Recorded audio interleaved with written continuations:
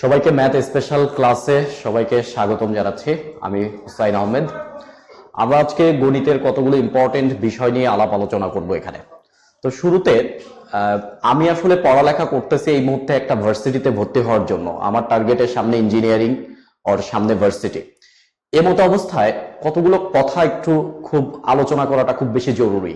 কেননা আমি কেন বুয়েটে পড়বো, আমি কেন মেডিকেলে পড়বো, আমি কেন ঢাকা ভার্সিটিতে পড়বো, এই কোশ্চেনটা একটু সবাই ক্লিয়ার হওয়া উচিত যে আমি কেন BUET, medical, Dhaka varsity, Rajshahi university, RUET, KUET, চুয়েটে পড়বো। তো সবার কাছে আমার একটা কোশ্চেন, যে আমি যদি এই মুহূর্তে আপনাকে জিজ্ঞাসা করি যে আপনার দৃষ্টিতে বর্তমান বিশ্বের সর্বশ্রেষ্ঠ আবিষ্কার কি, তাহলে হয়তো এক একজন এক এক ধরনের আনসার দেবেন। কেউ ইলেকট্রিসিটি, অবশ্যই একটা ভালো আবিষ্কার, mobile phone, internet, computer, X ray, এগুলো সব কিছুই সব ভালো ভালো আবিষ্কার। বাট আমি আজকে একটা সবাইকে নতুন ইনফরমেশন দিই। উইলিয়াম জেমস নামে একজন আমেরিকান ফিলোসফার ছিলেন। উইলিয়াম জেমস তার জীবনের শেষ 13 বছর মতন তৎকালীন বিশ্বের যারা সাকসেসফুল মানুষ ছিল তাদের লাইফ নিয়ে তিনি প্রায় 13 বছর রিসার্চ করেছিলেন। এটা 1860-এর দিকে। উইলিয়াম জেমস 13 বছর সাকসেসফুল মানুষ, তৎকালীন বিশ্বের সাকসেসফুল মানুষ, মানে বর্তমান বিশ্ব যদি হতো তাহলে কারা সাকসেসফুল মানুষ, যেমন Mark Zuckerberg, then Bill Gates, Warren Buffett, Donald Trump, এরা হচ্ছে সাকসেসফুল মানুষ। ঠিক এই টাইপের যারা সাকসেসফুল মানুষ ছিলেন তাদের লাইফ নিয়ে উইলিয়াম জেমস প্রায় 13 বছর রিসার্চ করার পরে তিনি কনক্লুশনে এসে একটা কথা বলেছিলেন, যে কথা উইলিয়াম জেমস বলার আগে পৃথিবী জানতো না। তার এই কথাটাকে বিশ্বের সর্বশ্রেষ্ঠ আবিষ্কার ধরা হয়। উইলিয়াম জেমস বলেছিলেন, the greatest discovery of my generation is that human beings can alter their life by alter their attitude of mind. মানুষ তার জীবনযাত্রার পরিবর্তন করতে পারবে শুধুমাত্র তার অ্যাটিটিউড পরিবর্তনের মাধ্যমে, তার দৃষ্টিভঙ্গি পরিবর্তনের মাধ্যমে। এবং এই কথাটা উইলিয়াম জেমস বলার আগে সারা পৃথিবী জানতো না। তো আমি এটা প্রমাণিত সত্য যে আপনি যদি আজকে বিলিয়নিয়ার হতে চান, আজকের থেকে আপনি বিলিয়নিয়ারের মতন অ্যাটিটিউড দেখান, আইদার টুডে অর টুমরো আপনি একদিন বিলিয়নিয়ার হয়েই যাবেন। কিন্তু আমরা তাহলে সবাই সাকসেসফুল মানুষ হতে চাই, তাহলে আমাদের অ্যাটিটিউড আনতে হবে সাকসেসফুল মানুষের মতো। কিন্তু এটা ঘরে বসে হবে না। অ্যাটিটিউড পরিবর্তনের মধ্যে পরিবর্তনের জন্য প্রথম যে জিনিসটা লাগবে আর সেটা হচ্ছে এনভায়রনমেন্ট। কেননা এনভায়রনমেন্ট ইস্যু।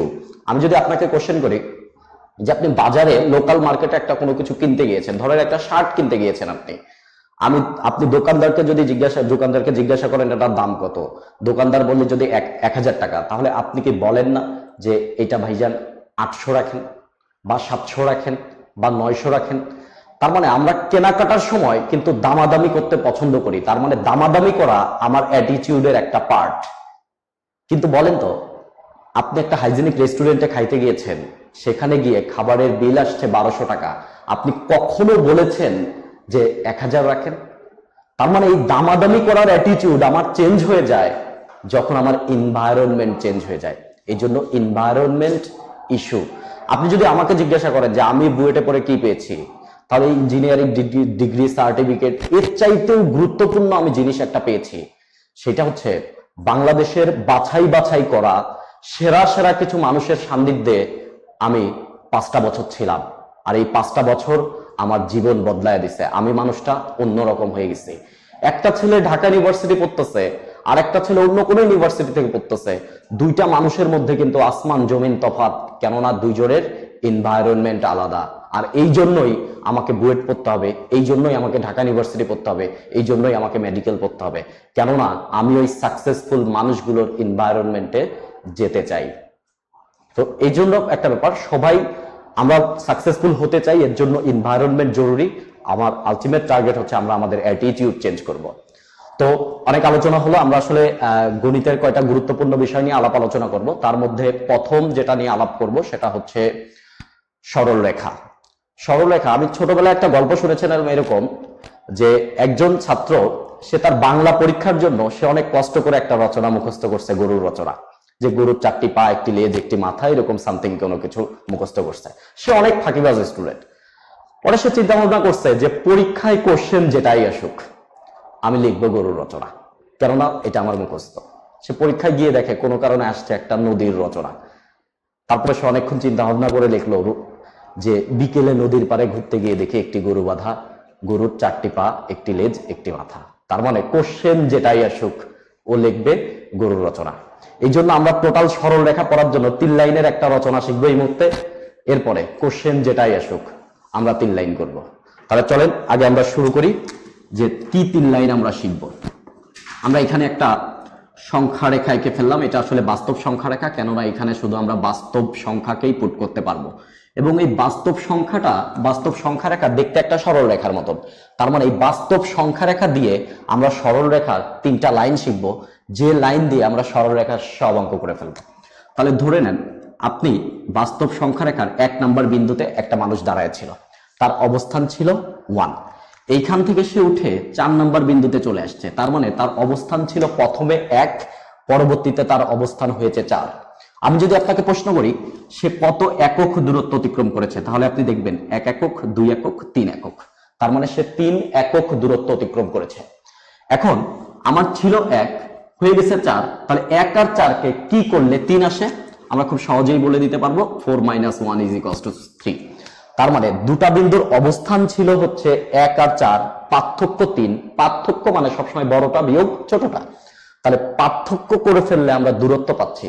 তার মানে আমরা শিখলাম দূরত্ব = দুটি বিন্দুর অবস্থানের পার্থক্য। এটা আমাদের 1 নাম্বার কথা, দূরত্ব = দুটি বিন্দুর অবস্থানের পার্থক্য। এখন ওকে, আমরা 1 মিনিটের ছোট্ট একটা ব্রেক নিচ্ছি, তারপরে আবার শুরু করব।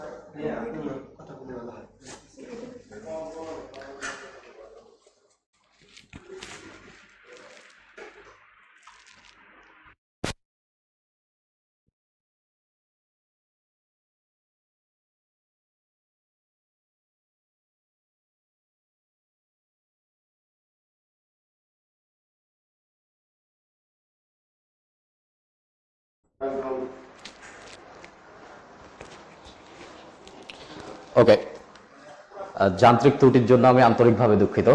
তো আমরা কথা বলতেছিলাম যেটা, যে দূরত্ব = দুটি বিন্দুর অবস্থানের পার্থক্য। তাহলে এইখানে আমার দাঁড়িয়েছিলাম আমি 1 নাম্বার থেকে আপনি চিন্তা করেন যে 1 নাম্বার থেকে আপনি -2 চলে এসেছেন। 1 নাম্বার থেকে -2, তাহলে আগের তত্ত্ব অনুযায়ী আমি ছিলাম 1 নাম্বারে, চলে আসছি -3-তে। তাহলে আমার একটা অবস্থান 1, একটা অবস্থান -2। তাহলে আমি যদি পার্থক্য করতে চাই, আমি বলেছি পার্থক্য = বড়টা বিয়োগ ছোটটা। তাহলে 1 বড় নাকি -2 বড়? তাহলে অবশ্যই -1 বড়, 1 বড়। তাহলে 1 - -2, সো চলে আসতেছে হচ্ছে 3। দেখেন দূরত্ব 3 একক, 1, 2, 3, দূরত্ব 3 একক। তার মানে আমরা 1 নাম্বার কথা শিখলাম, দূরত্ব = দুটি বিন্দুর অবস্থানের পার্থক্য। এমতো অবস্থায় আমি আপনাকে যদি একটু এইভাবে বলি যে এইখানে আপনি 1 নাম্বার বিন্দুতে দাঁড়িয়েছিলেন, 1 নাম্বার বিন্দুতে আপনি দাঁড়িয়েছিলেন, এইখান থেকে আপনি 2 একক ডান দিকে যেতে চান, 2 একক ডান দিকে যেতে চান। আমি বলছি আপনাকে একটা অবস্থান বলে দিছি 1, আমি বলেছি এইখান থেকে আপনি 2 একক ডানে যেতে চান। কোশ্চেন হচ্ছে আপনার বিন্দুটা কত হবে 2 একক ডানে যেতে চাইলে। তাহলে দেখেন আমি ছিলাম 1 নাম্বারে, আমি 2 একক ডানে যাব, 2 একক ডানে যাব, 1, 2, তার মানে আমার অবস্থান হবে 3। এখন বলেন তো 1 থেকে 2 কি করলে 3 আসে?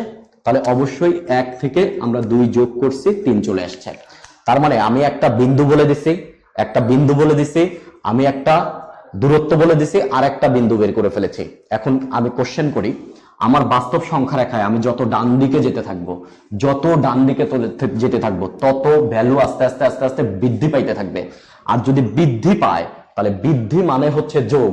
তার মানে আমরা যদি ডান দিকে যাই তাহলে যোগ করব, এর মানে হচ্ছে বাড়লে যোগ করব। তাহলে 2 নাম্বার ইনফরমেশন বাড়লে যোগ করব। 1 নাম্বার ইনফরমেশন ছিল দূরত্ব ইকুয়াল টু দুটি বিন্দুর অবস্থানের পার্থক্য, 2 নাম্বার ইনফরমেশন ছিল বাড়লে যোগ করব। এবার 3 নাম্বার অবস্থান চিন্তা করেন। আপনি 1 নাম্বারে ছিলেন, আপনাকে বলেছি আমি 1 নাম্বার থেকে আপনি 4 একক বামে আসবেন, 4 একক বামে, তাহলে 1 একক 2 একক 3 একক 4 একক, তাহলে আমরা চলে আসছি -3 তে।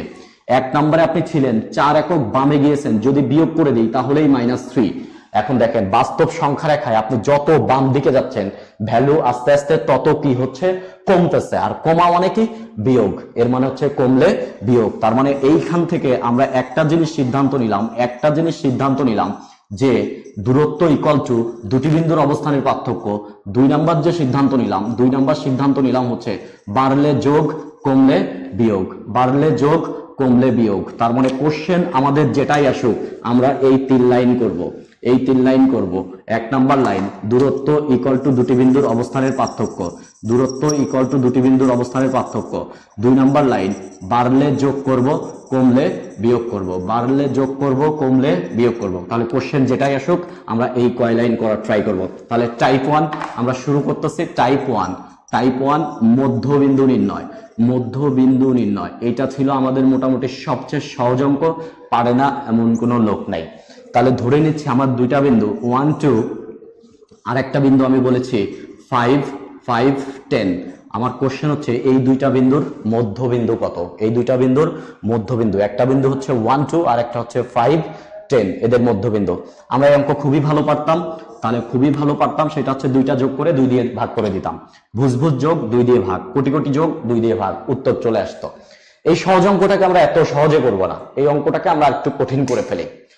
আমি যদি আপনাকে কোশ্চেন করি দূরত্ব মধ্যবিন্দু মোট দূরত্বকে কি করে, কয় ভাগ করে, তাহলে অবশ্যই 2 ভাগ করে। এবং এই 2 ভাগ সমান না অসমান, যেহেতু মধ্যবিন্দু সেহেতু দূরত্ব সমান হবে। তাহলে চলে আসি আমরা 1 থেকে 5। আমার 1 নাম্বার ইনফরমেশন ছিল দূরত্ব ইকুয়াল টু দুটি বিন্দুর অবস্থানের পার্থক্য। আমরা শুধু ভুজ হিসাব করি। 1 থেকে 5 দূরত্ব কত, তাহলে পার্থক্য 4, তার মানে দূরত্ব ইকুয়াল টু হচ্ছে 4।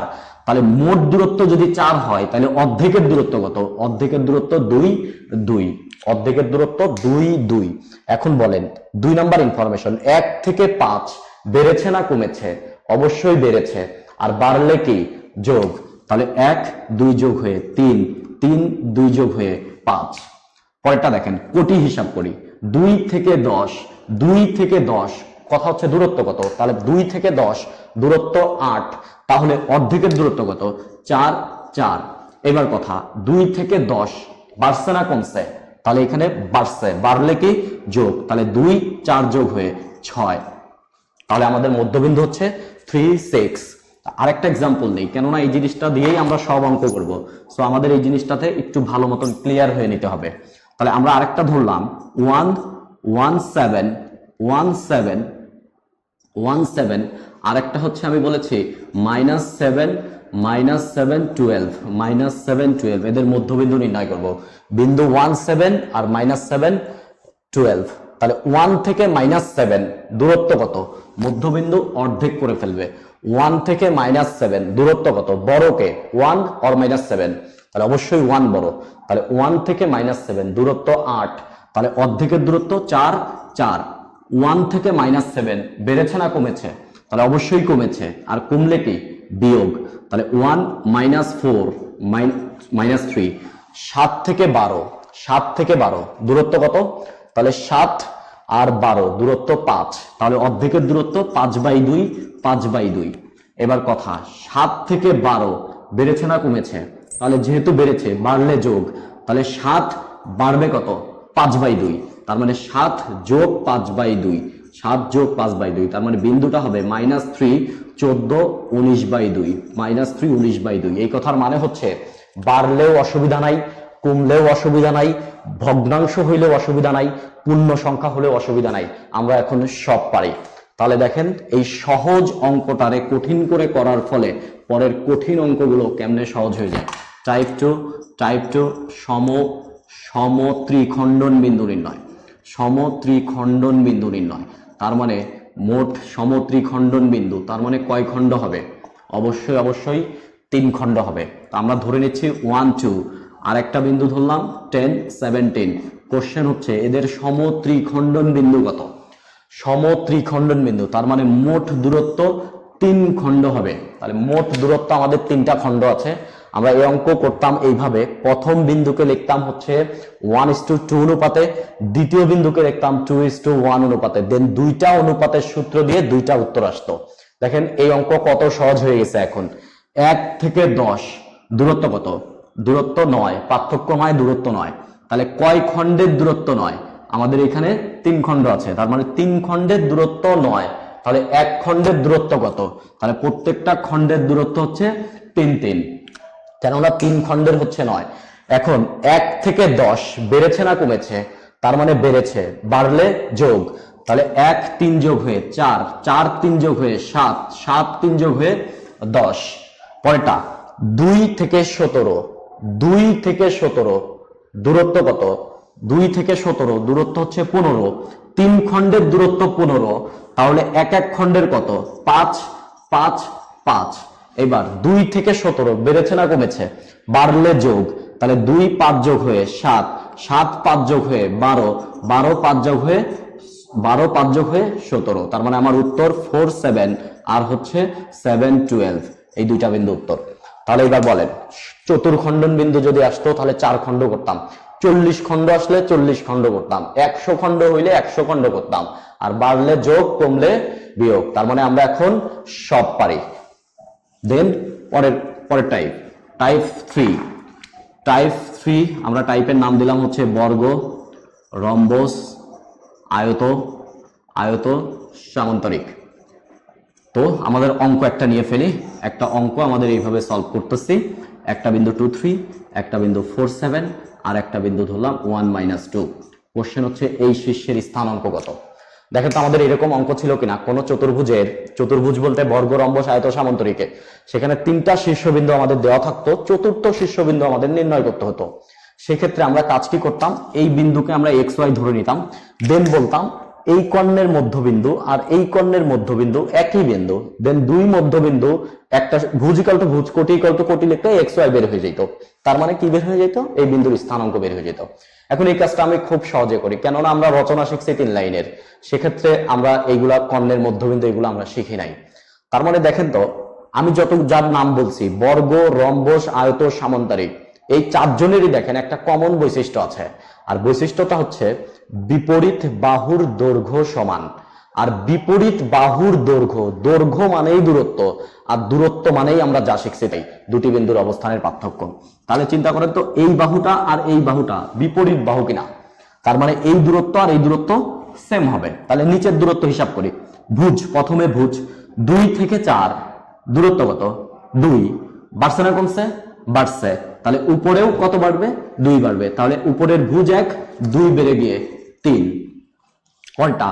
3 থেকে 7 দূরত্ব কত? কোটি হিসাব করতেছি। 3 থেকে 7 দূরত্ব কত? 4। বেড়েছে না কমেছে?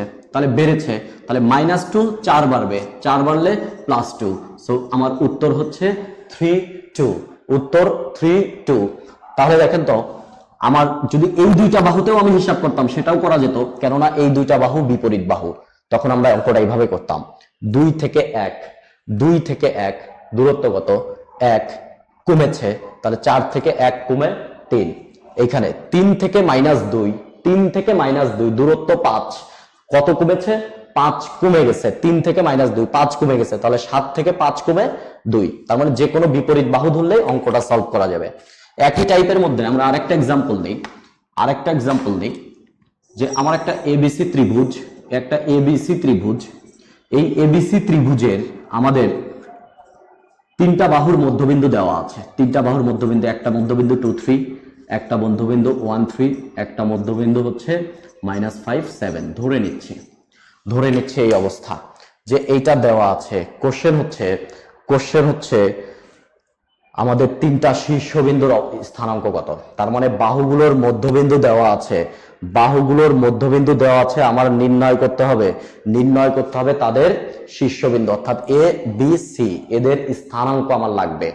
তাহলে একটু আসেন তো, এ বিন্দুটা ভুজ একটা, কোটি একটা, এখানেও ভুজ একটা, কোটি একটা, এখানেও ভুজ একটা, কোটি একটা, তার মানে 3টা ভুজ 3টা কোটি। তাহলে আমাদের মোট আননোন 6টা। তো 6টা ইকুয়েশন সলভ করতে হবে। এই কাজটাকে আমরা একটু সহজে করি।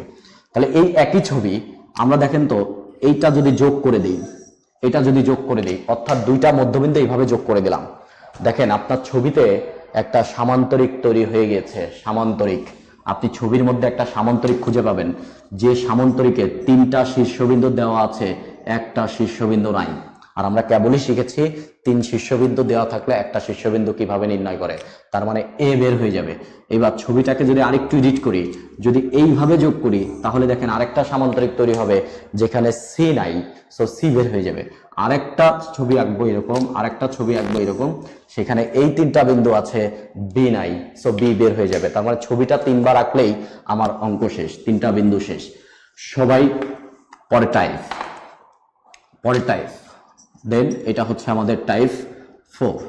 টাইপ 4 দেখেন তো আমাদের এরকম কোশ্চেন ছিল কিনা। এরকম কোশ্চেন আমাকে 2টা বিন্দু দেওয়া আছে, বলছে এই 2টা বিন্দুর সংযোগ রেখাটা অমুক অক্ষ কি অনুপাতে ভাগ করছে, এক্স অক্ষ আর ওয়াই অক্ষ। তাহলে আমরা এইরকম একটা অঙ্ক করি। আমার একটা বিন্দু দেওয়া আছে x1 y1, আর একটা বিন্দু দেওয়া আছে x2 y2। দেখেন কথা খেয়াল করেন, আপনি কোশ্চেন পড়বেন, কোশ্চেন পড়ার আগেই আপনি উত্তর বলবেন, কোশ্চেন পড়ার আগেই উত্তর হয়ে যাবে। একটু খেয়াল করি আমরা, কোশ্চেন আসছে, এটা হচ্ছে আমাদের অক্ষরেখা, এটা হচ্ছে আমাদের অক্ষরেখা। আমাদের কোশ্চেন আসছে হচ্ছে যে এদের শীর্ষবিন্দুকে, এই 2টা বিন্দু x1 y1 বিন্দু আর x2 y2 বিন্দু, এই 2টা বিন্দুকে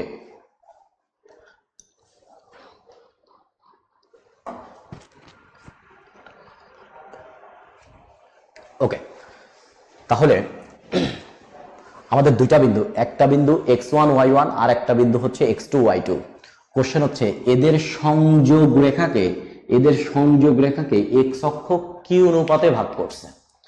তাহলে দেখেন তো আমি যে সংযোগ রেখাটা টেনেছি, এই সংযোগ রেখাটা দেখেন 2টা ভাগে ভাগ হয়ে গেছে, এইটা একটা ভাগ, নিচের দিকে একটা ভাগ। এই 2 ভাগের অনুপাত কত এটা আমাদের নির্ণয় করতে হবে। আমি ধরে নিচ্ছি এই ভাগটা হচ্ছে m1 আর এই ভাগটা হচ্ছে m2। তার মানে আমাদের নির্ণয় করতে হবে m1/m2, মানে অনুপাতটা কত, এটা হচ্ছে আমাদের নির্ণয় করতে হবে। এটা হচ্ছে আমাদের কোশ্চেন।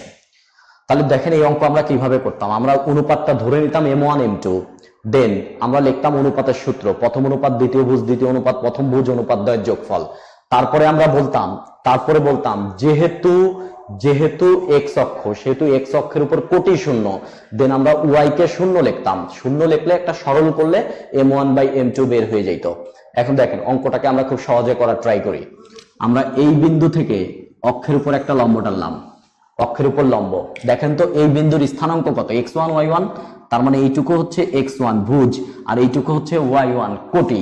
তাহলে বলেন তো আমাদের লম্বের দৈর্ঘ্যটা কত হবে, লম্বের দৈর্ঘ্যটা হবে y1, কেননা x অক্ষের উপর লম্ব কোটির সমান। দ্বিতীয় বিন্দু থেকে যদি আমি x অক্ষের উপর লম্ব টানি, তাহলে এইটা হবে হচ্ছে y2। দেখেন তো আমাদের ছবির মধ্যে আমরা 2টা ত্রিভুজ পাচ্ছি কিনা, 2টা ত্রিভুজ পাওয়া যাচ্ছে। এই 2টা ত্রিভুজের দেখেন আমি যেহেতু লম্ব টেনেছি সেহেতু হচ্ছে 90 ডিগ্রি, তো 2টা কোণ সমান। এইখানে দেখেন আমরা একটা বিপরীত কোণ দেখতে পাচ্ছি, তার মানে ত্রিভুজের 2টা কোণ সমান। আর 2টা কোণ যদি সমান হয় তাহলে 3 নাম্বার কোণ সমান হতে বাধ্য। তার মানে ত্রিভুজ 3টা কোণই সমান। এখন কোশ্চেন হচ্ছে ত্রিভুজ 2টা কি, তাহলে অবশ্যই ত্রিভুজ 2টা সদৃশ কোণী। আর যেহেতু সদৃশ কোণী সেহেতু অনুরূপ বাহুর অনুপাত কি হবে, সমান হবে। তাহলে দেখেন আমার এইটা m1 বাহু, এইটা m2 বাহু, তাহলে m1 ভাগ m2 ইকুয়াল টু, দেখেন তো y1/y2 লেখা যায় কিনা, তাহলে ইকুয়াল টু y1/y2। এই কথার মানে হচ্ছে আমার কোশ্চেনে 2টা বিন্দুই দেওয়া আছে, 2টা বিন্দু দেওয়া আছে মানে 2টা কোটি দেওয়া আছে, আর 2টা কোটি দেওয়া আছে মানে আমার উত্তর দেওয়া আছে। তাহলে এক্স অক্ষ যদি কোটির অনুপাতে ভাঙে, তাহলে আপনি বলেন তো, আমি 2টা বিন্দু লিখি 2 3 আর হচ্ছে 5 7, এই বিন্দুদ্বয়ের সংযোগ রেখাকে এক্স অক্ষ কি অনুপাতে ভাগ করছে, তাহলে বলেন কত, 3:7, কেননা 2টা কোটি 3 আর 7। তার মানে কোশ্চেন দেখার আগেই আমরা এখন উত্তর বলে ফেলবো। তাহলে এইবার সবচেয়ে একটা কঠিন কোশ্চেন করি, সবচেয়ে কঠিন কোশ্চেন, এক্স অক্ষ যদি কোটির অনুপাতে ভাগ করে তাহলে ওয়াই অক্ষ কার অনুপাতে ভাগ করবে। তাহলে ওয়াই অক্ষ অবশ্যই অবশ্যই কার অনুপাতে ভাগ করবে? ভুজের অনুপাতে ভাগ করবে, ভুজের অনুপাতে ভাগ করবে। এটা ওয়াই অক্ষ, এটা ওয়াই অক্ষ ভুজের অনুপাতে ভাগ করবে। তার মানে 3 2 আর হচ্ছে 5 7 এই বিন্দুদের সংযোগ রেখাকে যদি কোশ্চেন করি ওয়াই অক্ষ কি অনুপাতে ভাগ করছে, তাহলে আমরা সাথে সাথেই বলবো 3:5 অনুপাতে ভাগ করছে, ভুজের অনুপাতে ভাগ করছে। তার মানে এখন আর আমাদের কোশ্চেন সলভ করারই দরকার নাই, কেননা কোশ্চেনের উত্তর দেওয়া আছে আর আমরা খুব ভালো মতন বুঝছি, ভালো মতন বুঝে আমরা কোশ্চেন দেখে দেখে উত্তর বলবো, কোশ্চেন দেখে দেখে আমরা উত্তর বলবো। ওকে, এইবার একটু খেয়াল রাখেন তো, এখন আমরা বলে ফেলতেছি যে আমাদের অনুপাতটা কেমন হচ্ছে, অন্তর্বিভক্ত হচ্ছে নাকি বহির্বিভক্ত হচ্ছে, এটা কিন্তু আমরা এখনো বলতে পারতেছি না, বাট অনুপাতটা কত হবে এটা আমরা খুব ভালো মতন বুঝতেছি। তো আমাদের এখন টার্গেট যে আমরা শুধুমাত্র এখন অনুপাতই বলবো না, এই ভাগটা অন্তর্বিভক্ত হয়েছে নাকি বহির্বিভক্ত হয়েছে সেটাও আমরা খুব ক্লিয়ারলি বলে দিব। তাহলে দেখেন তো, দুইটা বিন্দুর সংযোগ রেখাকে যদি অন্তর্বিভক্ত করতে হয় তাহলে অবশ্যই অবশ্যই অক্ষটাকে দুইজনের ভিতর দিয়ে যাইতে হবে। তাহলে আমাদের ছবিতে দেখেন তো, দুইটা বিন্দু ছিল x1 y1 আর x2 y2, x1 y1 আর x2 y2, এদের সংযোগ রেখা অবশ্যই ভিতর দিয়ে ভাগ হইছে, তার মানে অন্তর্বিভক্ত হইছে। যদি বহির্বিভক্ত হতো তাহলে বাইরে দিয়ে অক্ষ যেত। যদি অন্তর্বিভক্ত হয় তাহলে দেখেন তো, একটা দূরত্ব হয় অক্ষের উপরের দিকে আর একটা দূরত্ব হয় অক্ষের নিচের দিকে। তাহলে বলেন, অক্ষের উপরের সব দূরত্ব হচ্ছে ধনাত্মক আর অক্ষের নিচের সব দূরত্ব হচ্ছে ঋণাত্মক। তাহলে একটা ধনাত্মক দূরত্বকে যদি একটা ঋণাত্মক দূরত্ব দিয়ে ভাগ করে দিই তাহলে আলটিমেট রেজাল্ট কত হবে? অবশ্যই অবশ্যই ঋণাত্মক। তার মানে এখানে একটা নোট লেখেন যে অনুপাত যদি ঋণাত্মক হয় তাহলে অন্তর্বিভক্ত হবে, অনুপাত যদি ঋণাত্মক হয় তাহলে অন্তর্বিভক্ত হবে। এবার কঠিন একটা কোশ্চেন, যে অনুপাত যদি ধনাত্মক হয় তাহলে কি হবে? তাহলে অনুপাত যদি ধনাত্মক হয় তাহলে অবশ্যই অবশ্যই বহির্বিভক্ত হবে। তাহলে আমরা একটা কোশ্চেন নেই, -2 3 ও 5 7 বিন্দুদ্বয়ের সংযোগ রেখাকে ওয়াই অক্ষ কি অনুপাতে কিভাবে ভাগ করছে? তাহলে ওয়াই অক্ষ ভাগ করা হচ্ছে ভুজের অনুপাতে, ভুজ, তাহলে ভুজ আছে -2/5, তাহলে আমার অনুপাতটা ধনাত্মক না ঋণাত্মক? আমার অনুপাতটা ঋণাত্মক, অনুপাত যেহেতু ঋণাত্মক সেহেতু অন্তর্বিভক্ত।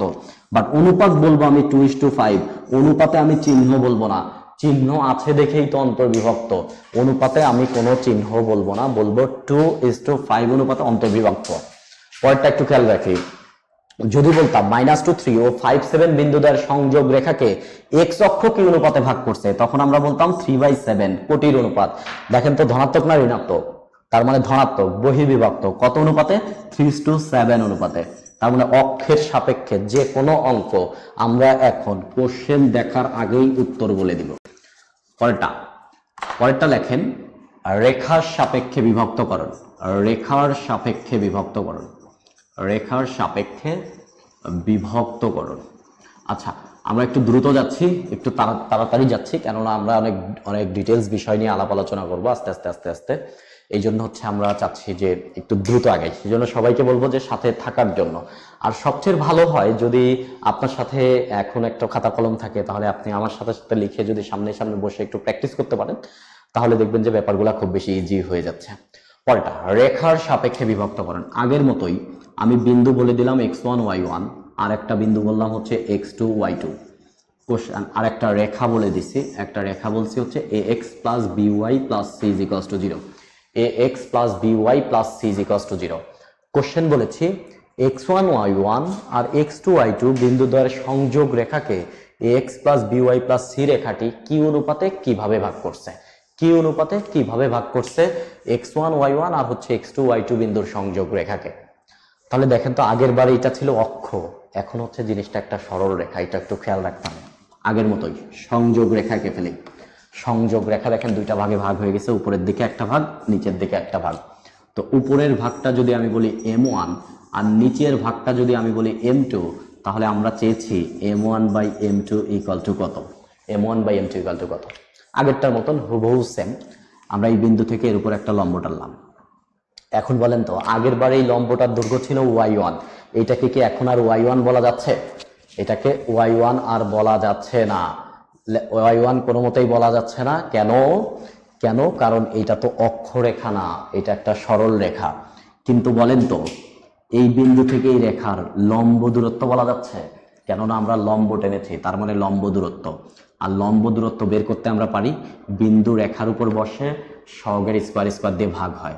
তার মানে x1 y1 বিন্দু রেখাটার উপর বসবে, হবে ax1 plus by1 plus c সহগের স্কোয়ার স্কোয়ার দিয়ে ভাগ, তার মানে a square plus b square.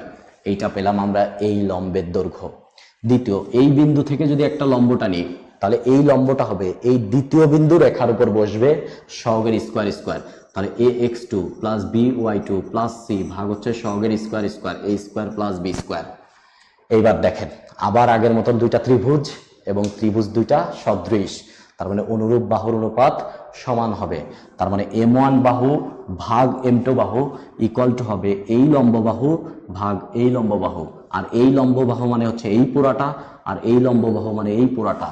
তাহলে দেখেন m1 by m2 equal to এইটা ভাগ এইটা যদি লিখি তাহলে দেখেন দুইজনেরই হর সমান বা নিচে নিচে সমান, তাহলে ভাগ করলে নিচে নিচে কেটে যাবে। তাহলে পড়ে থাকবে কি? শুধু পড়ে থাকবে ax1 plus by1 plus c, ax2 plus by2 plus c। এইটাই হবে হচ্ছে আমাদের অনুপাত। তার মানে ব্যাপারটা কি দাঁড়ালো? আমরা আলটিমেটলি সিদ্ধান্তটা কি নিলাম? সিদ্ধান্ত নিলাম আমার দুইটা বিন্দু দেওয়া থাকবে, রেখা দেওয়া থাকবে, তাহলে আমার বিন্দুটা রেখার উপর বসাবো ভাগ বিন্দুটা রেখার উপর বসাবো। প্রথম বিন্দু রেখার উপর ভাগ দ্বিতীয় বিন্দু রেখার উপর, সাথে সাথে আমরা অনুপাত পেয়ে যাব। এবং এইটা আমরা মুখস্থ করব না, টোটাল ব্যাপারটা আমরা কনসাসলি করব, কেননা টোটাল ব্যাপারটা আমরা এখন জানি এবং বুঝি। তাহলে আমরা একটা কোশ্চেন নেই, কোশ্চেনটা আমরা এরকম নেই যে 2 3 আর হচ্ছে -1 2 এই বিন্দুদ্বয়ের সংযোগ রেখাকে, এই বিন্দুদ্বয়ের সংযোগ রেখাকে 2x - y + 1 রেখাটি কি অনুপাতে কিভাবে ভাগ করেছে, কি অনুপাতে কিভাবে ভাগ করেছে। 2 3 -1 2 বিন্দুদ্বয়ের সংযোগ রেখাকে এই রেখাটি কি অনুপাতে কিভাবে ভাগ করেছে।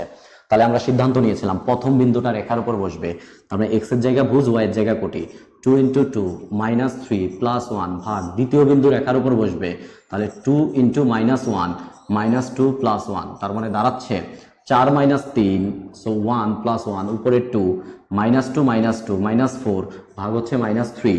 তার মানে আমাদের রেজাল্ট আসতেছে নেগেটিভ। নেগেটিভ দেখেই আমরা সিদ্ধান্ত নিয়ে ফেলেছি অন্তর্বিভক্ত, বাট অনুপাত হবে 2:3। তার মানে 2:3 অনুপাতে অন্তর্বিভক্ত করবে। তাহলে এখন বলেন অক্ষের সাপেক্ষে হোক আর রেখার সাপেক্ষে হোক আমরা এখন পারি কিনা? তাহলে আমরা এখন অবশ্যই পারি। ঠিক আছে, তাহলে পরের টাইপ আমরা শিখবো হচ্ছে লম্ব ও সমান্তরাল রেখা নির্ণয়। ঢাকা ইউনিভার্সিটির জন্য এই জিনিসটা খুব ইম্পর্টেন্ট, বিগত বছরের কোশ্চেনে বারবার এসেছে, বাট আমরা একটু পরে যখন এটা বড় বড় অঙ্ক করার ট্রাই করব তখন এই ছোট ছোট ব্যাপারগুলা খুব বেশি লাগবে। এই জন্য আমরা একটু জেনে বুঝে নেই যে কিভাবে করব। তাহলে দেখেন তো আমরা একটা জিনিস জানতাম যে ax + by + c = 0, ax + by + c = 0। এটা যদি কোনো একটা সরল রেখা হয়, এটা যদি তাহলে এর উপর যে লম্ব সরল রেখা বের করে, তাহলে ঢাল হয় হচ্ছে উল্টা মান উল্টা চিহ্ন, আর ঢাল উল্টা মান উল্টা চিহ্ন হয় দেখে তখন আমরা একটা কাজ করতাম, x আর y এর সহগ চেঞ্জ করে দিতাম, চিহ্ন চেঞ্জ করে দিতাম। তার মানে আমরা ব্যাপারটা এইভাবে করতাম যে y এর সহগ b এটা x এর সহগে আসতো, x এর সহগ a ওইটা y এর সহগে যেত, মাঝের চিহ্ন প্লাস, মাঝের চিহ্ন দিয়ে দিতাম মাইনাস। তার মানে বিপরীত মান বিপরীত চিহ্ন, তার মানে সহগ চেঞ্জ চিহ্ন চেঞ্জ, দেন প্লাস একটা ধ্রুবক দিতাম = 0। দেন আমরা কোন একটা বিন্দু দেওয়া থাকতো, যে বিন্দু দিয়ে সিদ্ধ করে আমরা কে এর মান নির্ণয় করে ফেলতাম। আবার যদি সমান্তরাল হতো তাহলে তো ঢাল সেম, সো কিছুই চেঞ্জ হতো না। তার মানে ax + by + k = 0 এটা লিখতাম, দেন বিন্দু সিদ্ধ করে আমরা কে এর মান নির্ণয় করে ফেলতাম।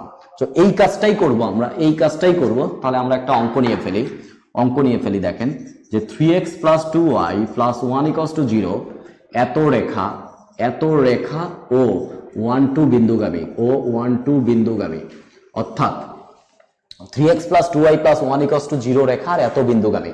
আমরা একবার করব লম্ব, একবার করব সমান্তরাল। তাহলে যখন লম্ব করব তখন সহগ চেঞ্জ চিহ্ন চেঞ্জ, তার মানে 2 3 চেঞ্জ হয়ে যাবে।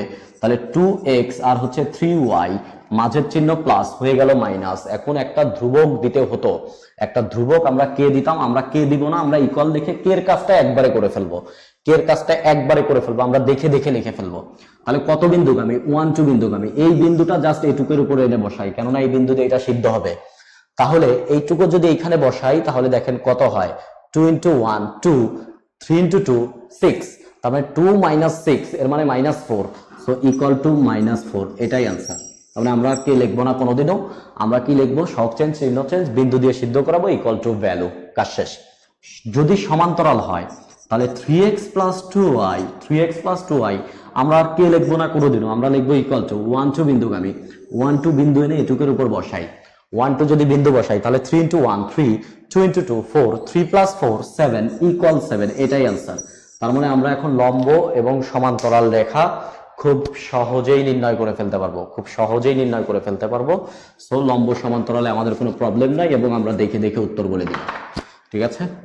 দেন পরের টাইপ আমরা এখানে শিখবো হচ্ছে, আমরা শিখবো এখন হচ্ছে অন্তর্বিভক্তকরণ। অন্তর্বিভক্তকরণ অর্থাৎ দুইটা বিন্দু দেওয়া থাকবে, একটা অনুপাত দেওয়া থাকবে, আমরা অন্তর্বিভক্ত করে ফেলবো। আর আমাদের শুরুতেই মনে আছে আজকের রচনা, 3টা কথা। দূরত্ব ইকুয়াল টু দুটি বিন্দুর অবস্থানের পার্থক্য, বাড়লে যোগ করব, কমলে বিয়োগ করব। তাহলে এই জাস্ট 3টা কথা যদি আমরা মনে ধরে রাখতে পারি তাহলে অঙ্ক হয়ে যাবে। এখন আমরা এখানে সূত্র লিখেও করতে পারতাম, হয়তোবা সূত্র লিখে করাটা আরো বেশি সহজ হয়ে যাবে, বাট সূত্র যদি লেখেন অন্তর্বিভক্ত জিনিসটা ফিল করা যায় না, সূত্রের মধ্যে ব্যাপারটা ফিল করা যায় না। বাট আমরা এখন ছবিতে ছবিতে অঙ্ক বসবো, আমরা আসলে একটা ফিগার আঁকবো, ফিগার দেখে উত্তর বলে দিব, এই হচ্ছে কথা আমাদের। তাহলে দেখেন অন্তর্বিভক্তের ব্যাপারটা একটু বুঝে নেই।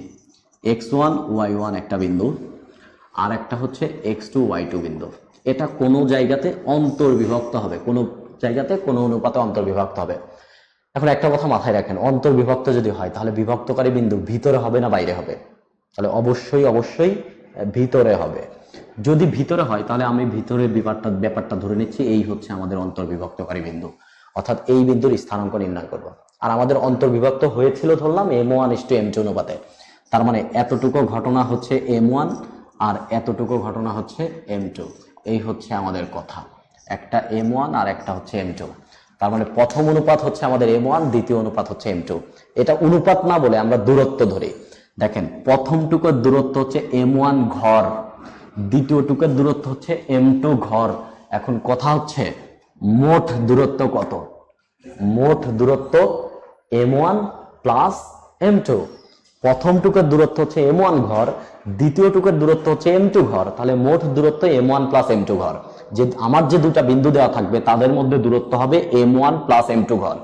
এখন কথা বুঝেন, প্রথম বিন্দুকে আমি যদি m1 ঘর সরিয়ে নিয়ে যেতে পারি তাহলে আমার উত্তর, অথবা দ্বিতীয় বিন্দুকে আমি m2 ঘর যদি পিছিয়ে নিয়ে আসতে পারি তাহলেই উত্তর। তাহলে আমাদের কাজ হবে প্রথম বিন্দুকে আমরা m1 ঘর সরিয়ে নিয়ে যাব, তার মানে আমাদের টার্গেট এই m1 ঘরের দূরত্ব নির্ণয় করব, তাহলেই কাজ শেষ, বাড়লে যোগ কমলে বিয়োগ। তাহলে চলেন আমরা একটা এক্সাম্পল নিয়ে ফেলি। একটা আসছে 1 2 বিন্দু, 1 2 বিন্দু একটা, আর একটা বিন্দু আমরা ধরে নিচ্ছি হচ্ছে 11 11 17 11 17। আমার কোশ্চেনে বলছে এইটা 2:3 অনুপাতে অন্তর্বিভক্ত হবে, 2:3 অনুপাতে, তার মানে বিভক্তকারী বিন্দুটা অবশ্যই অবশ্যই কোথায় হবে? মাঝে হবে, অবশ্যই অবশ্যই বিভক্তকারী বিন্দুটা মাঝে হবে। তাহলে প্রথম থেকে দ্বিতীয় বিন্দুর মাঝে হবে হচ্ছে বিভক্তকারী বিন্দু 2:3, তার মানে এই দিকে হবে হচ্ছে 2 ঘর, এই দিকে হবে 3 ঘর। তাহলে আপনি বলেন প্রথম অংশের দূরত্ব 2 ঘর, দ্বিতীয় অংশের দূরত্ব 3 ঘর, মোট দূরত্ব কয় ঘর? 5 ঘর, 5 ঘর। আর আমরা সরাবো কয় ঘর? 2 ঘর। তাহলে চলে আসেন 1 থেকে 10 দূরত্ব কত? 1 থেকে 11 দূরত্ব কত? 10। কয় ঘরের দূরত্ব 10? এদিকে 2 ঘর, এদিকে 3 ঘর, তাহলে কয় ঘরের দূরত্ব 10? 5 ঘরের দূরত্ব 10। তাহলে 1 ঘরের কত? 1 ঘরের 2। তাহলে এই 2 ঘরের কত? 2 ঘরের দূরত্ব 4, ফুল ঐকিক নিয়ম। 5 ঘরের 10, 1 ঘরের 2, 2 ঘরের 4। এবার কথা 1 থেকে 11 বাড়ছে না কমছে? বাড়লে যোগ, তাহলে 1 4 যোগ হয়ে 5। পরেরটা 2 থেকে 17 দূরত্ব কত? 15। কয় ঘরের? 5 ঘরের। 5 ঘরের 15, তাহলে 1 ঘরের কত? 1 ঘরের 3, তাহলে 2 ঘরের কত? 2 ঘরের 6, তাহলে বলেন 2 থেকে 17 বাড়ছে না কমছে?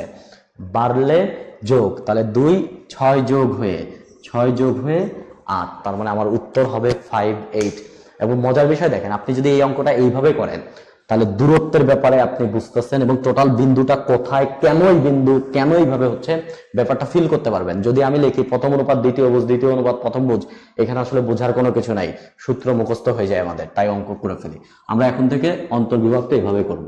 আর অন্তর্বিভক্ত যদি পারি তাহলে বহির্বিভক্ত আমরা খুব সহজেই করে ফেলতে পারবো। বাসায় জাস্ট বিন্দুটা বাইরে ধরে সবাই এটা একটু প্র্যাকটিস করবেন। ওকে,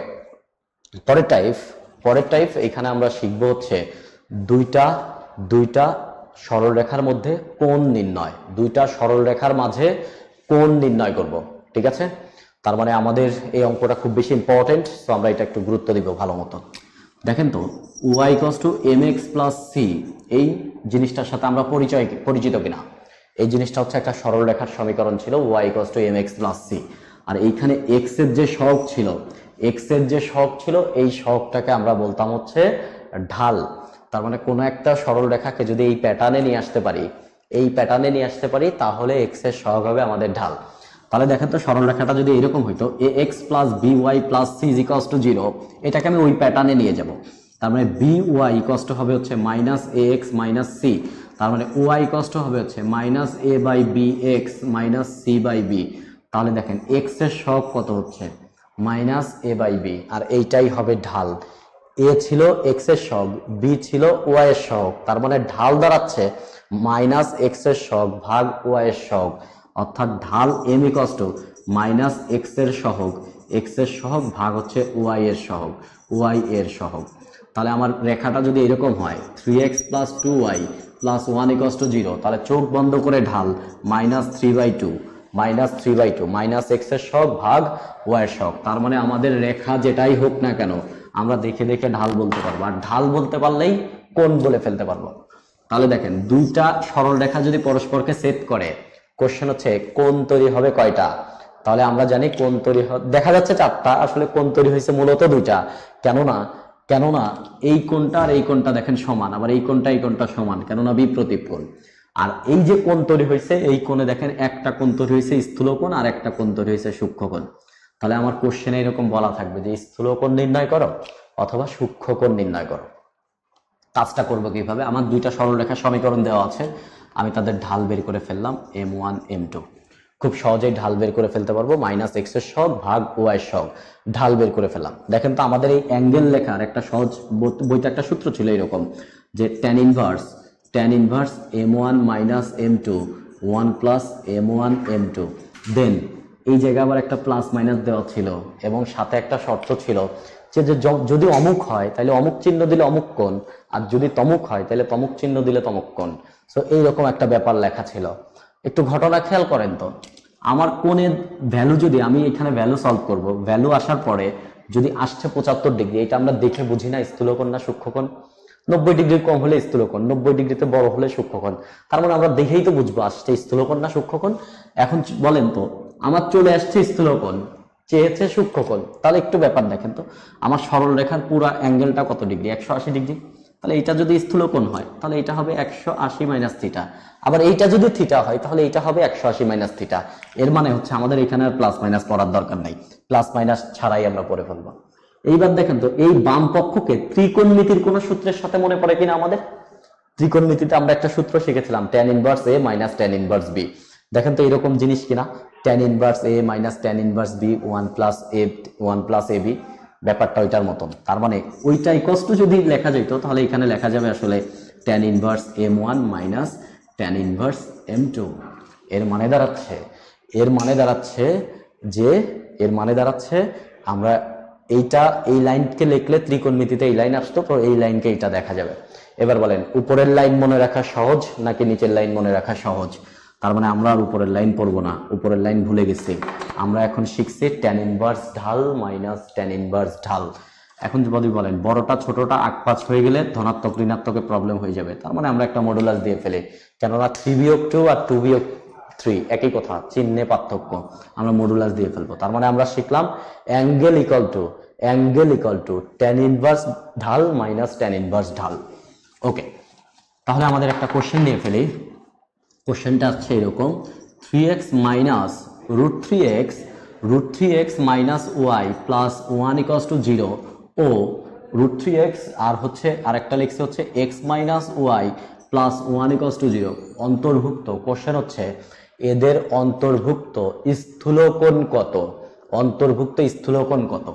তাহলে আমরা স্থূলকোণ চেয়েছি, তার মানে আমার উত্তর যদি সূক্ষ্মকোণ চলে আসে 180 মাইনাস করে দিব, আর যদি স্থূলকোণ চলে আসে তাহলে তো ভালো।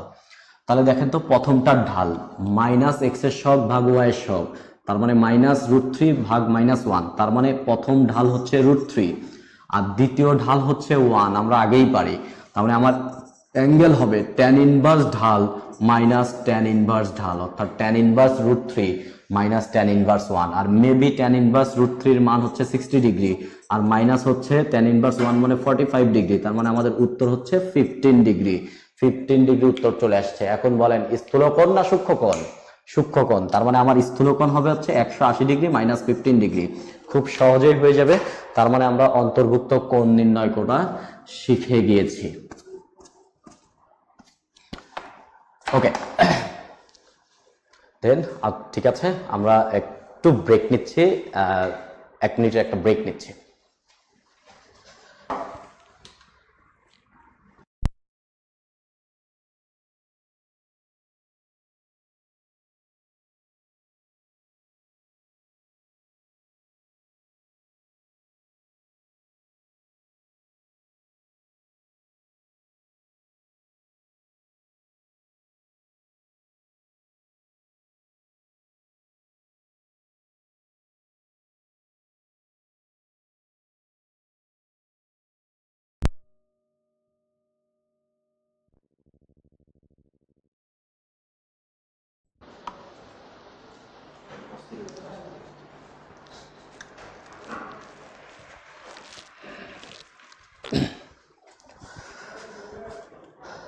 ওকে, আমরা সবাই আবার ফিরে এসেছি।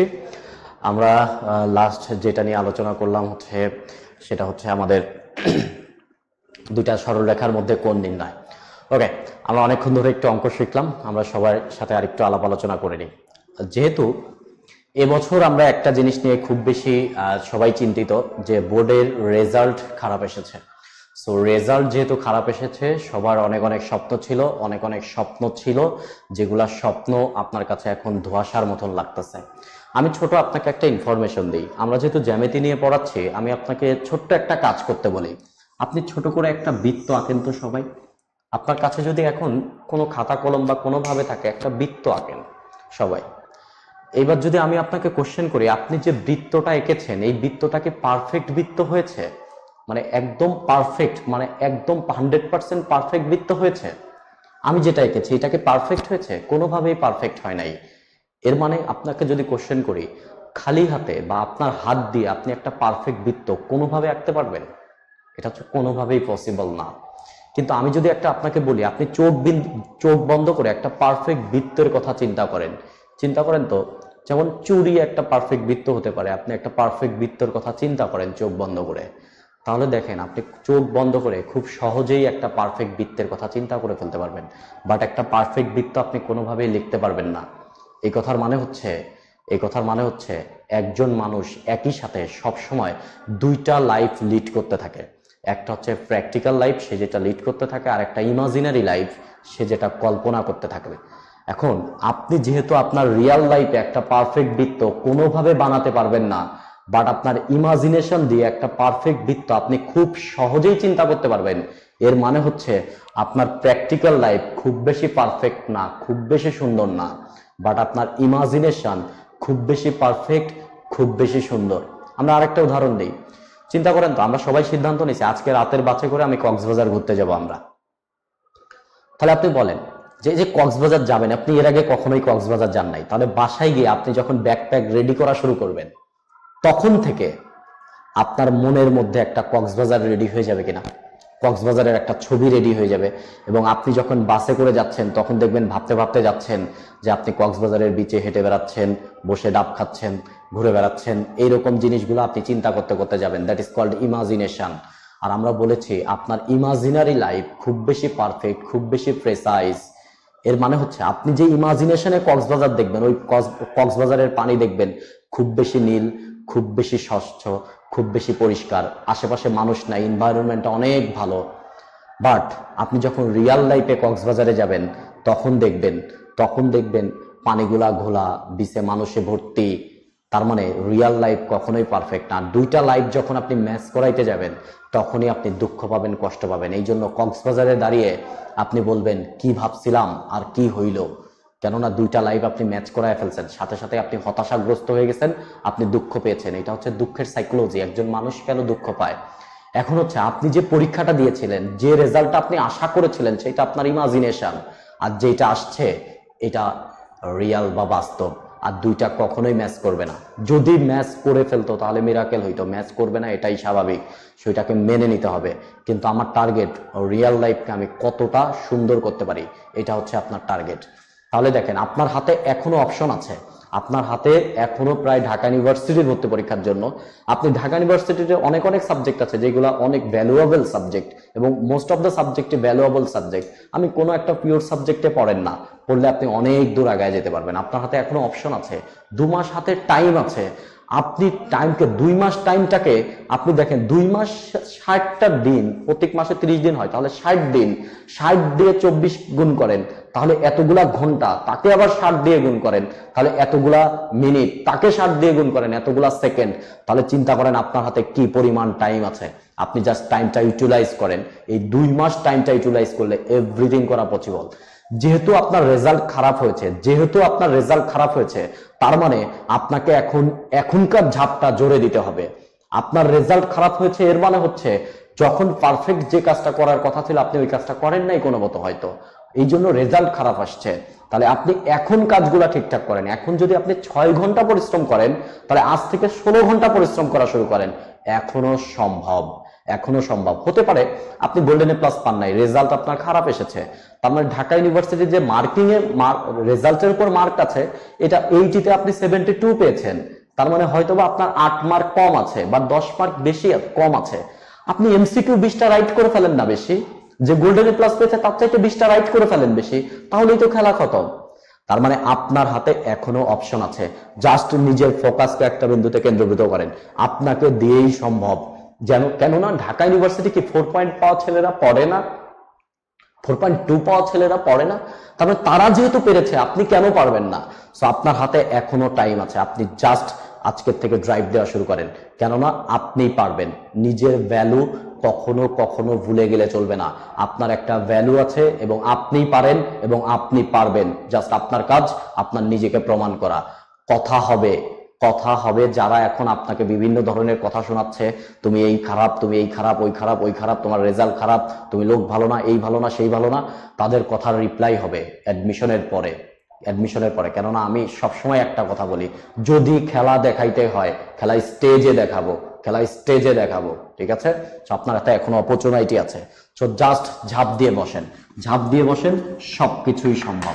ওকে, তাহলে আমরা সরলরেখা নিয়ে কয়েকটা টপিক নিয়ে আলাপ আলোচনা করে ফেলেছি। এখন আমরা সরলরেখা থেকে আরেকটা বিষয় নিয়ে আলোচনা করব, সেটা হচ্ছে বিম্ব বা প্রতিবিম্ব। কথা বুঝেন? আপনাকে যদি আমি কোশ্চেন করি, বলেন তো আপনার সাপেক্ষে আয়নার বিম্ব হয় নাকি আয়নার সাপেক্ষে আপনার বিম্ব হয়? কথা হচ্ছে বিম্বটা কার? বিম্বটা আমার। কার সাপেক্ষে? আয়নার সাপেক্ষে। তার মানে এই কথার মানে হচ্ছে যার সাপেক্ষে, কথা লিখে রাখেন, যার সাপেক্ষে সে হবে আয়না, যার সাপেক্ষে সে হবে আয়না। অর্থাৎ কোশ্চেনে যদি কোনো মতন দেখে ফেলে যে অমুকের সাপেক্ষে, সাথে সাথেই বুঝবো অমুক হবে আয়না। তাহলে কেস 1 আমরা কেস 1 পড়বো। কেস 1 হচ্ছে অক্ষের সাপেক্ষে বিম্ব, অক্ষের সাপেক্ষে। তাহলে বলেন যেহেতু অক্ষের সাপেক্ষে, তাহলে কে হবে আয়না? তাহলে অক্ষ হবে আয়না, কেননা অক্ষের সাপেক্ষে। আপনাকে আমি কোশ্চেন করেছি, এটা এক্স অক্ষ, এটা ওয়াই অক্ষ। বলছি এক্স অক্ষের সাপেক্ষে এই 3-2 বিন্দুর বিম্ব কত? এক্স অক্ষের সাপেক্ষে 3-2 বিন্দুর বিম্ব। তাহলে বিম্বটা কার? 3-2। তার মানে 3-2 হচ্ছে বস্তু, কার সাপেক্ষে? এক্স অক্ষের সাপেক্ষে। তার মানে এক্স অক্ষ হবে আয়না। তাহলে তাহলে এক্স অক্ষকে আমি আয়না চিন্তা করি, এক্স অক্ষকে আয়না চিন্তা করি। এইবার বলে আয়নার সামনে আপনি যতটা সামনে দাঁড়ান বিম্ব ঠিক ততটাই কোন দিকে হয়, পিছনে হয়। তার মানে আয়নার থেকে আপনি 1 মিটার সামনে, বিম্বও ঠিক 1 মিটার পিছনে। এই কথার মানে হচ্ছে এই বস্তু আয়নার সামনে যতটা সামনে আছে বিম্ব ঠিক ততটাই নিচের দিকে হবে। তার মানে এই দিকে কোথায় হবে বিম্ব। এইবার বলেন এইখানে যত দূরে আছে অত দূরেই পিছনে যাবে। বলেন ভুজ যেটা এক্স অক্ষের দিকে, ভুজের কোনো পরিবর্তন হয়েছে? ভুজের কিন্তু কোনো পরিবর্তন হয় নাই। কোটি ছিল উপরে, কোটি চলে গেছে নিচে, তার মানে এটা হয়ে যাবে 3 - 2, 3 - 2। বলেন কোশ্চেন যদি বলতো ওয়াই অক্ষের সাপেক্ষে, তাহলে ওয়াই অক্ষ হতো আয়না, তখন বিম্ব হইতো এইদিকে। তার মানে বলেন এই বস্তু এই পাশে হইতো বিম্ব। এবার দেখেন ভুজ এইদিকে, ভুজ চলে গেছে পিছনের দিকে, তখন হইতো -3 2। এর মানে আমরা কি বুঝছি? এর মানে একটা কথা বুঝছি, এক্স অক্ষের সাপেক্ষে ওয়াই এর চিহ্নের পরিবর্তন আর ওয়াই অক্ষের সাপেক্ষে এক্স এর চিহ্নের পরিবর্তন। এই কথাটা লিখে রাখেন, এক্স অক্ষের সাপেক্ষে ওয়াই এর চিহ্নের পরিবর্তন আর ওয়াই অক্ষের সাপেক্ষে এক্স এর চিহ্নের পরিবর্তন। তাহলে কোশ্চেন আসছে এরকম একটা সরল রেখা আমি আপনাকে দিয়ে ফেলেছি।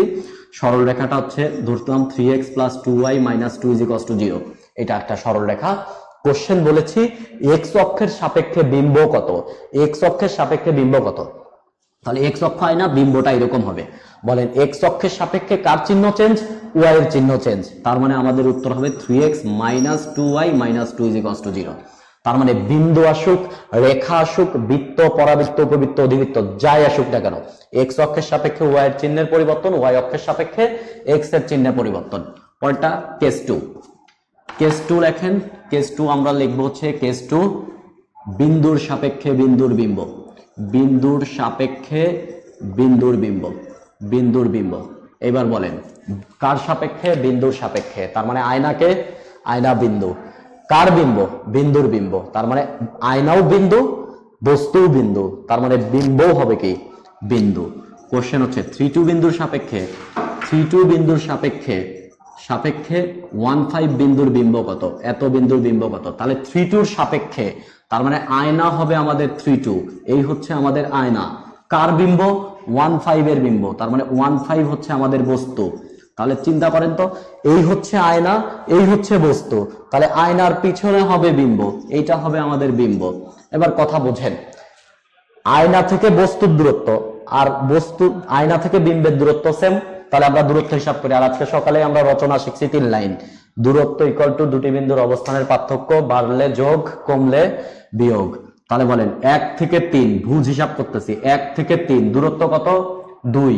কোশ্চেন বেড়েছে না কমেছে, বাড়ছে, বাড়লে যোগ, তাহলে এইদিকেও 2 বাড়বে, 3 থেকে 2 বেড়ে 5। পরেরটা 5 থেকে 2, 5 থেকে 2 দূরত্ব কত, দূরত্ব 3। বেড়েছে না কমেছে, দূরত্ব কমেছে, কত কমেছে, 3। তাহলে 2 থেকে 3 কমে -1, এটাই आंसर। তার মানে আমরা সব পারি এখন, যে আমরা অক্ষের সাপেক্ষে পারি, বিন্দুর সাপেক্ষে পারি। কেস 3 রেখার সাপেক্ষে বিন্দু, রেখার সাপেক্ষে বিন্দু, এটা কেস 3। কেস 3 রেখার সাপেক্ষে বিন্দু। তার মানে রেখার সাপেক্ষে আয়না হবে কে, রেখা, কার বিম্ব, কার বিন্দুর বিম্ব, তার মানে বস্তু হবে, বস্তু হবে হচ্ছে বিন্দু। তাহলে আমরা একটা লিখি x - y + 5 = 0, x - y + 5 = 0। এই রেখার সাপেক্ষে, এই রেখার সাপেক্ষে 1 2 বিন্দুর বিম্ব কত, 1 2 বিন্দুর বিম্ব কত। তার মানে আমাদের আয়না হবে হচ্ছে x - y + 5, তার মানে এইটা হচ্ছে আমাদের আয়না আর এইটা হচ্ছে আমাদের বস্তু, এইটা হচ্ছে আমাদের বস্তু। বস্তু হচ্ছে কয়, বস্তু 1 2, এইটার সাপেক্ষে এইটার বিম্ব। তাহলে আমাদের বিম্ব হবে নিচে, আয়নার নিচে। এবার কথা বুঝেন, আমরা একটা কাজ করে ফেলি, সহজে একটা কাজ করে ফেলি। আমাদের আয়নার সমীকরণ আমি জানি, আয়নার উপর একটা লম্ব রেখা টেনে ফেলি, আয়নার উপর একটা লম্ব রেখা। আর আমরা আজকেই শিখেছিলাম লম্ব রেখার জন্য সহগ চেঞ্জ, চিহ্ন চেঞ্জ। দেখেন x এর সহগ 1, y এর সহগ 1, সহগ চেঞ্জ করে দিই। তাহলে x y সহগ 1 1, মাঝের চিহ্ন মাইনাস, মাঝের চিহ্ন প্লাস, সহগ চেঞ্জ, চিহ্ন চেঞ্জ, সহগ চেঞ্জ, চিহ্ন চেঞ্জ। এইবার দেখেন আমরা কত বিন্দুগামী, 1 2 বিন্দুগামী। তো 1 2 বিন্দুটা বসাই, 1 আর 2 বসাইলে, 1 আর 2 বসাইলে = 3। তার মানে আমরা পেয়ে গেছি আমাদের কাঙ্ক্ষিত রেখাটা। তাহলে দেখেন আমার একটা রেখা আছে হচ্ছে x minus y equals to 5 plus 5 equals to 0, আর একটা হচ্ছে x plus y equals to 3। এটাকে আমরা এইটা ইকুয়ালস টু 0 লিখতে পারি, ঠিক আছে। 3টাকে এই পাশে নিয়ে আসলাম -3। দেখেন তো আমরা এই ছেদবিন্দুটা নির্ণয় করে ফেলতে পারি কিনা। ছেদবিন্দুটা খুব সহজেই নির্ণয় করে ফেলতে পারি। ছেদবিন্দু দেখেন দুইটা যোগ করেন, 2x প্লাস 2 ইকুয়ালস টু 0, তার মানে x equals to -1। এরপরেরটা x equals to যদি -1 বসাই, দেন y ইকুয়ালস টু থাকবে হচ্ছে 4, y equals to 4, x equals to -1 বসাইলে y equals to 4। তার মানে আমাদের ছেদবিন্দুটা পাচ্ছি -1 4। এইবার কথা বুঝেন, এই রেখার সাপেক্ষে এই বিন্দুর বিম্ব আর এই যে ছেদবিন্দুটা আসছে, এই ছেদবিন্দুর সাপেক্ষে এই বিন্দুর বিম্ব একই হবে না আলাদা হবে? কেননা বিন্দুটা তো আয়নার উপরে, তার মানে অঙ্ক আর রেখার সাপেক্ষে নাই, অঙ্ক হয়ে গেছে বিন্দুর সাপেক্ষে। আমরা এখন এই বিন্দুর সাপেক্ষে এইটার বিম্ব করে দিব, তার মানে এই বিন্দু হবে আয়না, এই বিন্দু হবে আয়না, এইটা হচ্ছে আমাদের বস্তু, তাহলে এইটা হবে আমাদের বিম্ব। তাহলে চলে আসেন 1 থেকে -1, দূরত্ব কত? দূরত্ব 2, বড়টা বিয়োগ ছোটটা, দূরত্ব 2, বেড়েছে না কমেছে, তাহলে এখানেও 2 কমবে, 2 কমলে -3, 1 থেকে 2 কমে -3। 2 থেকে 4, দূরত্ব কত? 2 কমেছে, এইখানেও 4 থেকে 2 কমলে 2, সো আমাদের আনসার হচ্ছে -3 2। এটাই হচ্ছে আমাদের আনসার, এটাই আমাদের বিম্ব।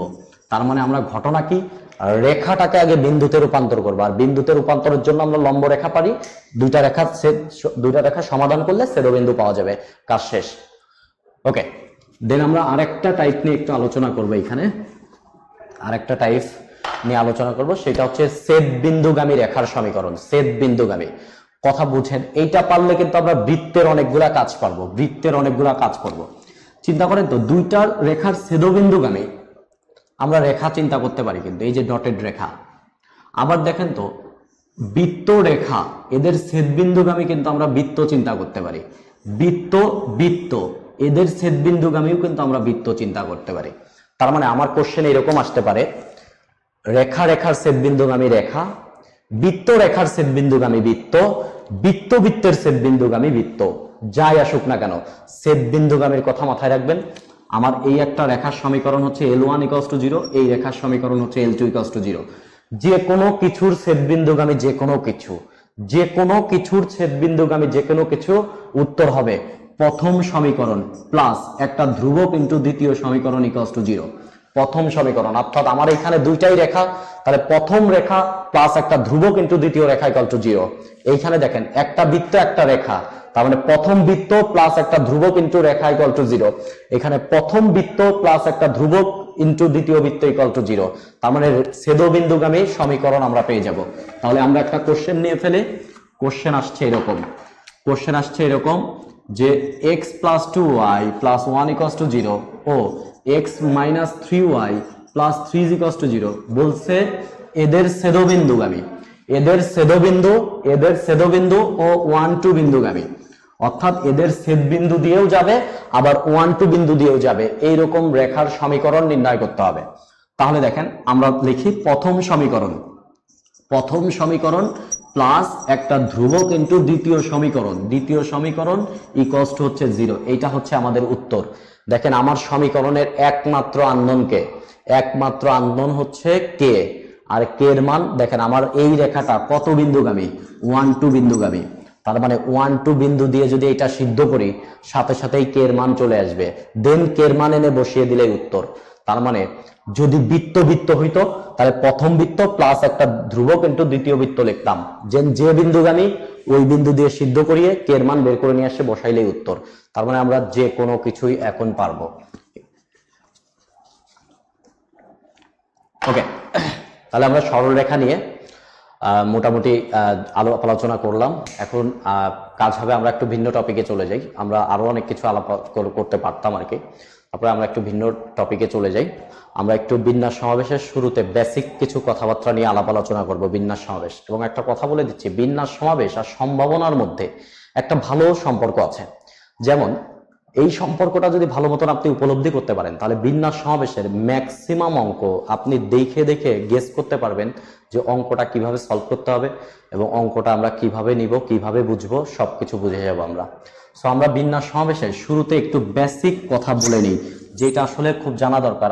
আমি নিজেও যখন অঙ্ক করতাম ইন্টারমিডিয়েটে, তখন এরকম হইতো যে একটা অঙ্ক বিন্যাস অধ্যায় থেকে আসছে, তার মানে এটা বিন্যাস, আর এটা সমাবেশ অধ্যায় থেকে আসছে, তার মানে সমাবেশ। অধ্যায় দেখে আমি অঙ্ক বুঝতাম, কিন্তু একটা অঙ্ক দেখে আমি কোনোভাবেই বুঝতাম না এটা বিন্যাস না সমাবেশ।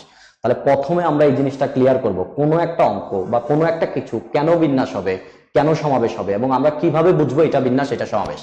দেখেন, আমরা কয়েকটা উদাহরণ লিখি। আমি একটা শব্দ লিখলাম ওয়ার্ক, একটা নাম্বার লিখলাম 75, একটা ত্রিভুজ লিখলাম ABC, আর একটা সরল রেখা লিখলাম AB। টোটাল আমরা 4টা জিনিস লিখলাম। এই 4টা জিনিস দিয়ে আমরা বিন্যাস ও সমাবেশের পার্থক্য করব। দেখেন তো, এই ABC কে কিন্তু আমরা কিন্তু ত্রিভুজ অফ ABCও লিখতে পারি, আর AB রেখাকে আমি কিন্তু ABও লিখতে পারি। এবার চলে আসেন শব্দ ওয়ার্ক। এটা একটা শব্দ 4টা বর্ণ নিয়ে গঠিত। 4টা বর্ণকে WORK, WORK, 4জন। এই 4জনকে 4টা মানুষ চিন্তা করি, একজনের নাম W, একজনের নাম O, একজনের নাম R, আরেকজনের নাম K। পাশাপাশি বসছে, শব্দ গঠন হয়ে গেছে ওয়ার্ক। কিন্তু আমি বলছি এই 4জন মানুষকে আমি একটু নতুন করে সাজাই। নতুন করে সাজাই বলতে আমি বলছি W ভাই তোর আগে আসার দরকার নাই, আগে R আসুক, তারপরে K, তারপরে O, তারপরে W। অর্থাৎ এই 4জন মানুষ কিন্তু নতুন কেউ আসে নাই, মানুষ 4জনই আছে, শুধু নতুন করে সাজিয়েছে। এইবার বলেন, এদেরকে কি আর ওয়ার্ক বলা চলবে? ওয়ার্ক বলা চলবে না, কেননা অর্থের পরিবর্তন হয়ে গেছে, জিনিসটা আর ওয়ার্ক নাই, অর্থের পরিবর্তন হয়ে গেছে। পরেরটা দেখেন, একটা নাম্বার 75, আমি বললাম 7 ভাই তোর আগে আসার দরকার নাই, আগে 5 আসুক, তারপরে 7 আসুক। এইবার বলেন, নাম্বারটাকে কি আর 75 বলা চলবে? চলবে না, অর্থের পরিবর্তন হয়ে গেছে। এবার পরেরটা দেখেন, ABC একটা ত্রিভুজ, এই ABC কে আমি বললাম ABC আসার দরকার নাই, আগে B, তারপরে C, তারপরে A। বলেন, ABC যে ত্রিভুজ আর BCA একই ত্রিভুজ না আলাদা ত্রিভুজ? একই ত্রিভুজ, তার মানে অর্থের কোনো পরিবর্তন হয় নাই। বাট আগের দুইজনে অর্থের পরিবর্তন হয়ে গিয়েছিল, বাট এইখানে অর্থের পরিবর্তন হয় নাই। দেখেন, সরল রেখাকে AB না বলে আমি যদি BA বলতাম, তাহলে মাইন্ড করতেন? এটা বলা যাইতো, অর্থের কোনো পরিবর্তন হইতো না। তাহলে বলেন, প্রথম দুইজনের অর্থের পরিবর্তন হয়েছে, পরের দুইজনের অর্থের পরিবর্তন হয় নাই, তার মানে প্রথম দুইজনের সাথে পরের দুইজনের পার্থক্য আছে। আর যাদের এরকম অর্থের পরিবর্তন হয়ে যায় তাদেরকে বলে হচ্ছে বিন্যাস, আর যাদের অর্থের পরিবর্তন হয় না তাদেরকে বলে সমাবেশ। এইটা হচ্ছে অর্থগত দিক দিয়ে পার্থক্য। তাহলে কোনো একটা ঘটনায় যে পরিবর্তন যদি অর্থের না হয় তাহলে সমাবেশ, আর হয়ে গেলে বিন্যাস। একটা ছোট্ট এক্সাম্পল দিই, আপনারা যারা সবাই উপস্থিত আছেন, আমি ধরে দিচ্ছি এই সবগুলো মানুষের মধ্য থেকে শুধু 3জন মানুষ ক্রিকেট খেলতে পারেন আর কেউই পারেন না। 3জন পারেন, এর মধ্যে একজন খুব ভালো খেলেন, একজন মোটামুটি খেলেন, একজন খারাপ খেলেন। আমি বললাম যে লোকটা, আমার 3জন মানুষকে আপনাদের ভিতর থেকে আমি বাছাই করি। আমি বললাম যে ভালো খেলেন সামনে চলে আসেন, তারপরে বললাম যে মোটামুটি খেলেন সামনে চলে আসেন, তারপরে বললাম যে খারাপ খেলেন সামনে চলে আসেন। আমার 3জন ম্যানকে আমি বাছাই করলাম, ক্রিকেটের প্র্যাকটিস হইল। পরের দিন আপনারা আবার আসছেন, এবার আমি একটু ভিন্নভাবে বলছি, যে খারাপ খেলেন সে আগে আসেন, যে ভালো খেলেন সে আগে আসেন, তারপরে যে মোটামুটি খেলেন সে আসেন। বলেন, এইবার যে 3জন মানুষ আসবে, যে দলটা হবে, একই দল না আলাদা দল? একই দল, কেননা মানুষ 3জনই আছে, ওই 3জনই আছে। তার মানে অর্থের পরিবর্তন হয়েছে না হয় নাই? অবশ্যই হয় নাই। তার মানে বিন্যাস না সমাবেশ? অবশ্যই সমাবেশ, কেননা অর্থের পরিবর্তন হয় নাই। এখন দেখেন তো ঘটনাটা আমি কি ঘটাইছি। ঘটনাটা ঘটাইছি হচ্ছে আপনাদের সবার ভিতর থেকে আমার যে 3জন প্লেয়ার ছিল, এই 3জন প্লেয়ারকে আমি বাছাই করছি। আর যদি কোনো কিছু বাছাই করি তাহলে অর্থের পরিবর্তন হয় না, আর অর্থের পরিবর্তন যদি না হয় তাহলে ওই জিনিসটাই হচ্ছে সমাবেশ। অর্থাৎ কোথায়ও কোনোভাবে যদি আপনি শুধু দেখেন যে কোনো কিছু বাছাই করতে বলছে বা বাছাই সংখ্যা নির্ণয় করতে বলছে, সাথে সাথেই আমরা কি বুঝবো? সমাবেশ। অর্থাৎ সমাবেশের মেইন কথা বাছাই সংখ্যা নির্ণয়। কোশ্চেনের মধ্যে খালি যদি বাছাই শব্দটা দেখি, সাথে সাথেই বুঝে যাবো এটা সমাবেশ, কেননা অর্থের পরিবর্তন হয় না। এবার আরো একটা উদাহরণ দিই।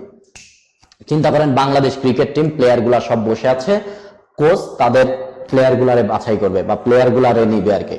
সে ডাকা শুরু করলো এরকম, তামিম ইকবাল, সৌম্য সরকার, মুশফিকুর রহিম, সাব্বির রহমান, এইভাবে করে আস্তে আস্তে আস্তে আস্তে চলে গেছে মোস্তাফিজুর রহমান পর্যন্ত। দল গঠন হইল, খেলাধুলা হইল। পরের দিন প্লেয়ার আবার আসছে, এইবার কোচ উল্টা কথা বলছে, উল্টা কথা। প্রথমে মুস্তাফিজুর রহমান, তারপরে রুবেল হোসেন, মাশরাফি মুর্তজা, দেন তাসকিন আহমেদ, এইভাবে করে করে তামিম ইকবাল পর্যন্ত আসছে। বলেন দল বাংলাদেশি থাকবে না অস্ট্রেলিয়া হয়ে যাবে? অর্থের পরিবর্তন হবে না হবে না? অর্থের পরিবর্তন হবে না। তার মানে ব্যাপারটা কি? সমাবেশ। এখন বলেন কোচ কি করেছে? লোকগুলা বাছাই করে যে দল গঠন করছে, কি দল? বাংলাদেশ দল। তার মানে কোনো মতে যদি কোথাও দল গঠনের কথা থাকে তাহলে আপনি বুঝবেন দল যদি গঠন করতে হয় দলের মানুষগুলারে বাছাই করতে হবে। আর বাছাই জিনিসটাই কি? সমাবেশ। অর্থাৎ কোশ্চেনে যদি কোনো মতন আমরা দেখি দল, কমিটি বা টিম গঠন এই টাইপের কথাবার্তা, সাথে সাথেই আমি বুঝবো দল, কমিটি বা টিম গঠন এই টাইপের কথা যদি আমি দেখি সাথে সাথেই বুঝবো জিনিসটা সমাবেশ।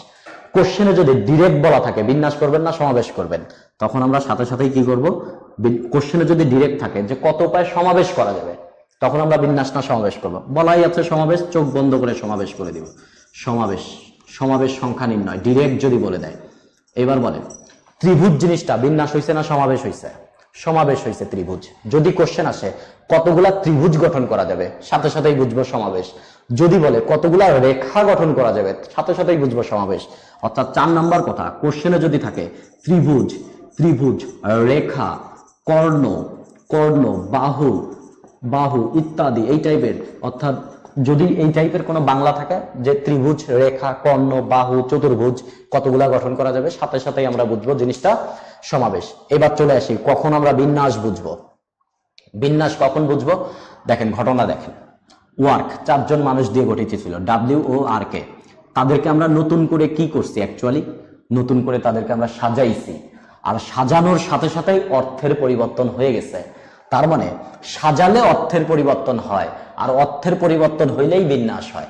তার মানে কোশ্চেনে কোনোভাবে কোথায় যদি দেখেন কত উপায়ে সাজানো যাবে বা সাজানো সংখ্যা নির্ণয় করতে বলছে, সাথে সাথেই আমি বুঝবো জিনিসটা বিন্যাস। এবার বলেন ওয়ার্ক ব্যাপারটা কি ছিল? একটা শব্দ ছিল। শব্দ বিন্যাস না সমাবেশ? শব্দ পড়ছে বিন্যাসে। তাহলে যদি থাকে কতগুলা শব্দ গঠন করা যাবে এই টাইপের কথা, সাথে সাথেই আমরা বিন্যাস করে ফেলবো। এবং আমরা জানি শব্দ গঠন হয় বিন্যাস। তাহলে শব্দ গঠন, কতগুলা শব্দ গঠন করা যাবে এই টাইপের কথা যদি থাকে, সাথে সাথেই বুঝবো বিন্যাস।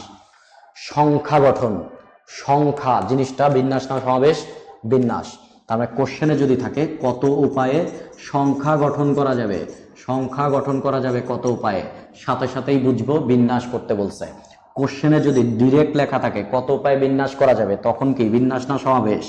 সাথে সাথেই বিন্যাস। বিন্যাস, কত উপায়ে বিন্যাস করা যাবে এই টাইপের কথা। আর লাস্টে একটা কথা লিখে রাখেন, চক্রাকারে কোনো কিছু, এটা সময় পেলে আমরা ব্যাখ্যা দিব। চক্রাকারে কোনো কিছু এই টাইপের কথা। তার মানে এইবার বলেন এই টোটাল ছবি দেখে আপনি বলেন যে কোনো একটা কোশ্চেন দেখে আপনি এখন বুঝবেন কিনা এটা বিন্যাস না সমাবেশ? অধ্যায় ভেদে না, কোশ্চেন ভেদে আমরা বুঝবো কিনা। তাহলে আমরা এখন সবাই বুঝবো কোশ্চেন ভেদে কোনটা বিন্যাস, কেন বিন্যাস, কোনটা সমাবেশ, কেন সমাবেশ। ওকে, এবার আমি একটু ব্যাপার নিয়ে আলোচনা করি। সেটা হচ্ছে দেখেন তো ঘটনা এরকম ছিল, এটা বিন্যাস সমাবেশ সম্ভাবনা দুটাতেই ছিল। কোনো একটা অঙ্ক কষতে গেলে আমরা দুইভাবে বিন্যাস করতাম, দুইভাবে, এই দিক থেকে একটা বিন্যাস, এই দিক থেকে একটা বিন্যাস, দেন দুইটা উত্তর গুণ করে দিতাম। আবার কখনো কখনো দুইটা ভাবে এইদিকে আনতাম, দেন দুইটা আবার যোগ করে দিতাম। এই সেম কাজ কিন্তু দেখেন আমরা সম্ভাবনাতেও করেছিলাম। আমাকে দুইটা বল টানতে বলেছিল, আমি একটা বলের সম্ভাবনা বের করেছিলাম আর একটা বলের সম্ভাবনা বের করেছিলাম, দেন দুইটা উত্তর আমি গুণ করে দিয়েছিলাম। এখন কথা হচ্ছে আমরা এই জিনিসটা এখন শিখব, কখন গুণ করব, কেন গুণ করব, এবং কখন যোগ করব, কেন যোগ করব। সাধারণত দেখা যায় স্টুডেন্টরা এই জিনিস অঙ্ক ভেদে বুঝে যে এই অঙ্কের এই দুইটা স্টেপ গুণ, এই অঙ্কের এই দুইটা স্টেপ যোগ। আমরা একটু কনসিয়াসলি বুঝবো যে কখন গুণ, কেন গুণ, কখন যোগ, কেন যোগ। ওকে, দেখেন গণনার গুণন বিধি, গণনার গুণন বিধি, গণনার গুণন বিধি, এটা একটু আমরা ক্লিয়ার হই। চিন্তা করেন তো যে গণনার গুণন বিধি নিয়ে আমরা কথাবার্তা বলতেছি। ব্যাপারটা চিন্তা করেন তো, আপনি ঢাকা থেকে খুলনা যাবেন, আপনি টার্গেট নিয়েছেন ঢাকা থেকে চলে যাবেন খুলনা। তাহলে বলেন আমাদের টার্গেট কি? ঢাকা থেকে খুলনা চলে যাব, ঢাকা থেকে খুলনা চলে যাব। তাহলে আমার মোট কাজ ঢাকা থেকে আমরা খুলনা যাব। চিন্তা করেন আপনি ঢাকা থেকে ডিরেক্ট খুলনা যান নাই, ঢাকা থেকে আগে ফরিদপুর গিয়েছেন আপনি। কেননা ভাইয়ার সাথে দেখা করে যাবেন, এইভাবে আপনি ফরিদপুর আগে গিয়েছেন। বলেন তো ঢাকা থেকে আপনি ফরিদপুর গিয়েছেন, আপনার কাজ কমপ্লিট হয়েছে? কাজ কমপ্লিট হয় নাই, কেননা আপনার মোট কাজ ঢাকা থেকে আপনি খুলনা যাবেন, আপনি ঢাকা থেকে ফরিদপুর গিয়েছেন, কাজ কমপ্লিট হয় নাই, তার মানে এটা একটা অসম্পূর্ণ কাজ। আবার শুধু চিন্তা করেন তো, আপনি ফরিদপুর থেকে খুলনা গেছেন, ফরিদপুর থেকে খুলনা, আপনার কাজ কমপ্লিট হয়েছে? সো কাজ কমপ্লিট হয় নাই, তার মানে এইটাও একটা অসম্পূর্ণ কাজ। তার মানে আমাদের অসম্পূর্ণ কাজ আছে কয়টা? দুইটা। এবার দেখেন তো, আপনি ঢাকা থেকে ফরিদপুর গেলেন, দেন ফরিদপুর থেকে খুলনা গেলেন, আপনার কাজ কমপ্লিট হয়ে গেছে কিনা? সো কাজ কমপ্লিট হয়ে গেছে, তার মানে দুইটা অসম্পূর্ণ কাজ মিলায় একটা সম্পূর্ণ কাজ। ওকে, এইবার দেখেন, আমি ঢাকা থেকে ফরিদপুর যাওয়ার জন্য চিন্তা করেন, আপনার আকাশ পথে একটা রাস্তা আছে, পাতাল পথে একটা রাস্তা আছে। তাহলে বলেন তো, প্রথম অসম্পূর্ণ কাজ করার জন্য আপনার হাতে উপায় আছে কয়টা? দুইটা উপায়, একটা আকাশ পথ আর একটা পাতাল পথ। সো দুই উপায়ে করতে পারি আমি। দ্বিতীয়, ফরিদপুর থেকে খুলনা যাওয়ার জন্য আপনার হাতে ধরেন আকাশ পথে একটা আছে, নদী পথে একটা আছে, পাতাল পথে একটা আছে। আপনার কোশ্চেন, দ্বিতীয় অসম্পূর্ণ কাজ আপনি কত উপায়ে করতে পারবেন? 3 উপায়ে।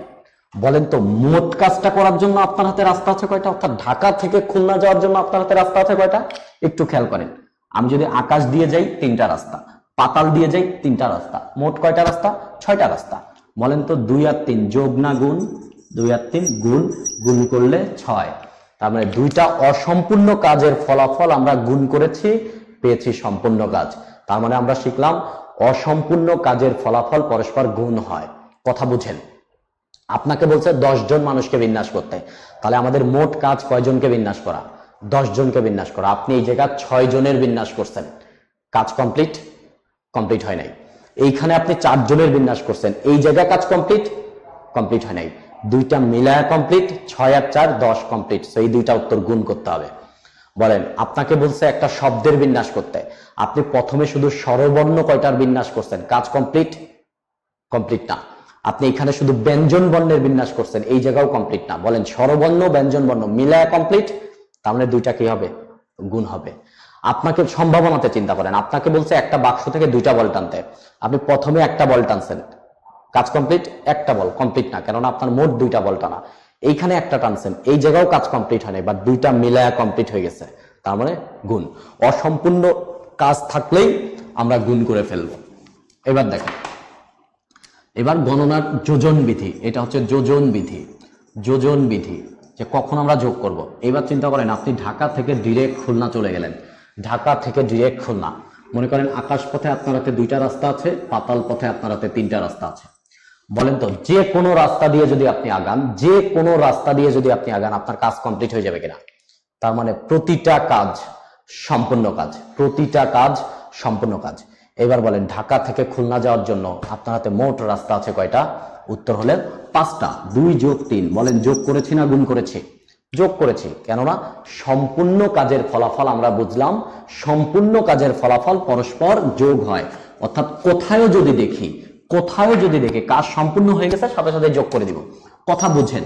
আমার এর মধ্যে 4 জন মানুষ আছে, এর মধ্যে 4 জন মানুষ আছে, আর এইখানে মনে করেন 6 জন মানুষ আছে।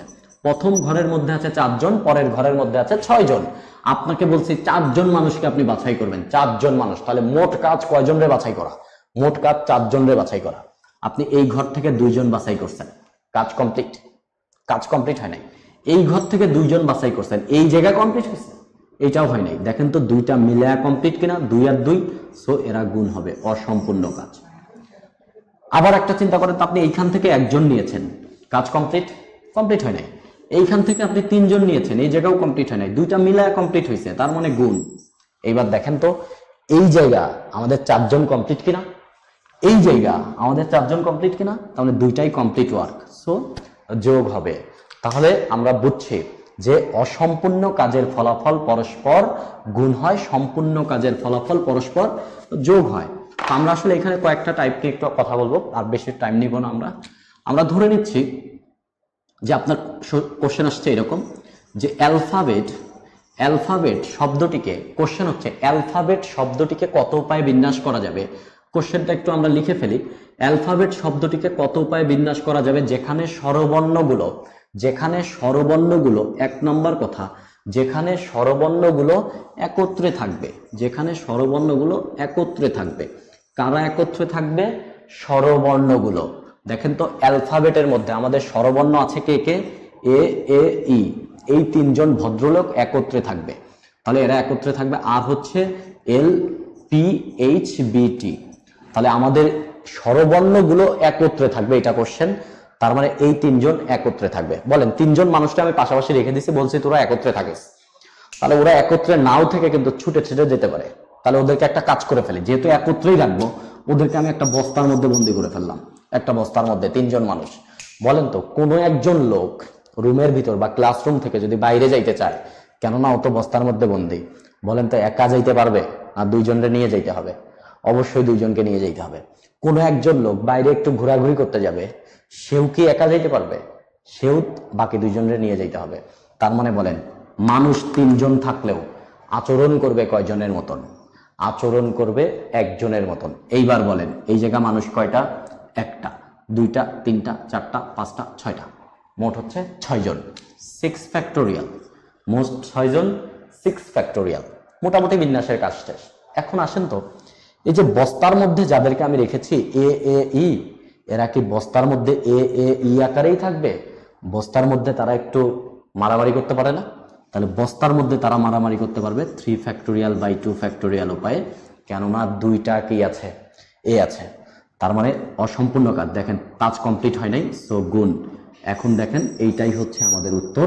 তার মানে আমরা শিখলাম বস্তা সহ মোট বিন্যাস ইন্টু বস্তার বিন্যাস, বস্তা সহ মোট বিন্যাস ইন্টু বস্তার বিন্যাস, তাহলে একত্রে রেখে বিন্যাস হয়ে যাবে। ওকে, পরের কেস, পরের কেস, এটা সবাই ক্লিয়ার মেবি, আমি ধরে নিচ্ছি। পরেরটা কোশ্চেন হচ্ছে অ্যালফাবেটকে কত উপায়ে বিন্যাস করা যাবে? অ্যালফাবেটকে কত উপায়ে বিন্যাস করা যাবে যেখানে স্বরবর্ণগুলো পাশাপাশি বসবে না, পাশাপাশি বা যে কোনো দুটি পাশাপাশি বসবে না। কোশ্চেন হচ্ছে যে কোনো দুটি পাশাপাশি বসবে না। তাহলে কারা পাশাপাশি বসবে না? AAE, এরা পাশাপাশি বসবে না। তাহলে একটু চিন্তা করেন তো, আপনি একটা বেঞ্চে আপনারা 4 জন বসে আছেন, 4 জন বসে আছেন, বসে আপনি ক্লাসে বসে আছেন।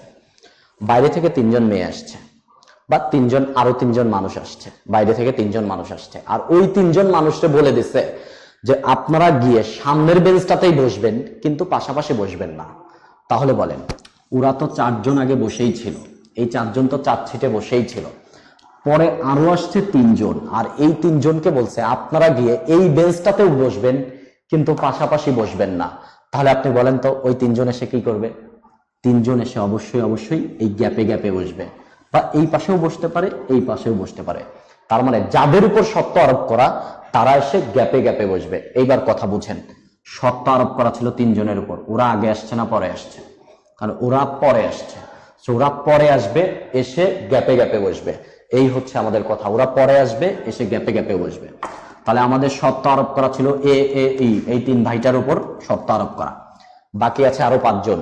এই 5 জনকে আমি 5টা সিটে আগে বসিয়ে নিই, 5টা সিটে বসিয়ে নিই, 5টা সিটে বসিয়ে নিলাম 5 ফ্যাক্টোরিয়াল উপায়। এইবার দেখেন গ্যাপ তৈরি হয়েছে কয়টা? কেননা পাশাপাশি বসবে না, সো গ্যাপে গ্যাপে বসবে। গ্যাপ তৈরি হয়েছে 1টা, 2টা, 3টা, 4টা, এই পাশে একটা, 5টা, এই পাশে একটা, 6টা। এই 6 জায়গার মধ্যে যে কোনো 3 জায়গায় এরা বসবে, এই 6 জায়গার মধ্যে যে কোনো 3 জায়গা, তাহলে 6 জায়গার মধ্যে 3 জায়গা।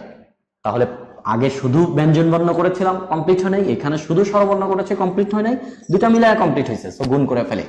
কাজ আমাদের এখনো কমপ্লিট হয় নাই, কেননা একটা বাই 2 ফ্যাক্টোরিয়াল দিতে হবে। কেননা আমাদের দুইটা কি আছে?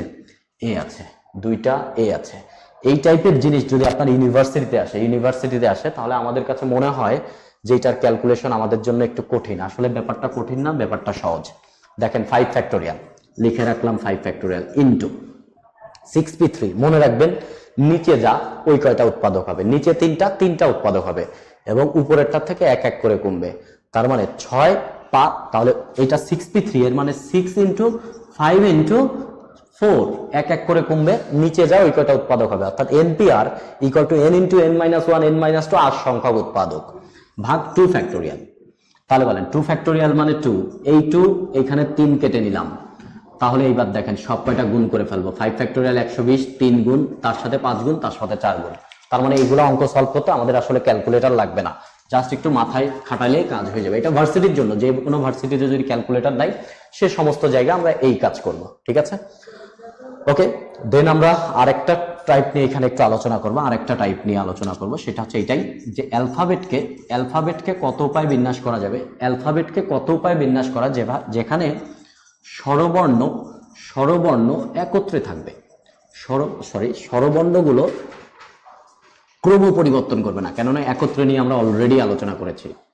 ক্রম পরিবর্তন করবে না। চিন্তা করেন, আপনারা এখানে তিনজন বসে আছেন, একজনের নাম আবুল, একজনের নাম বাবুল, একজনের নাম কাবুল।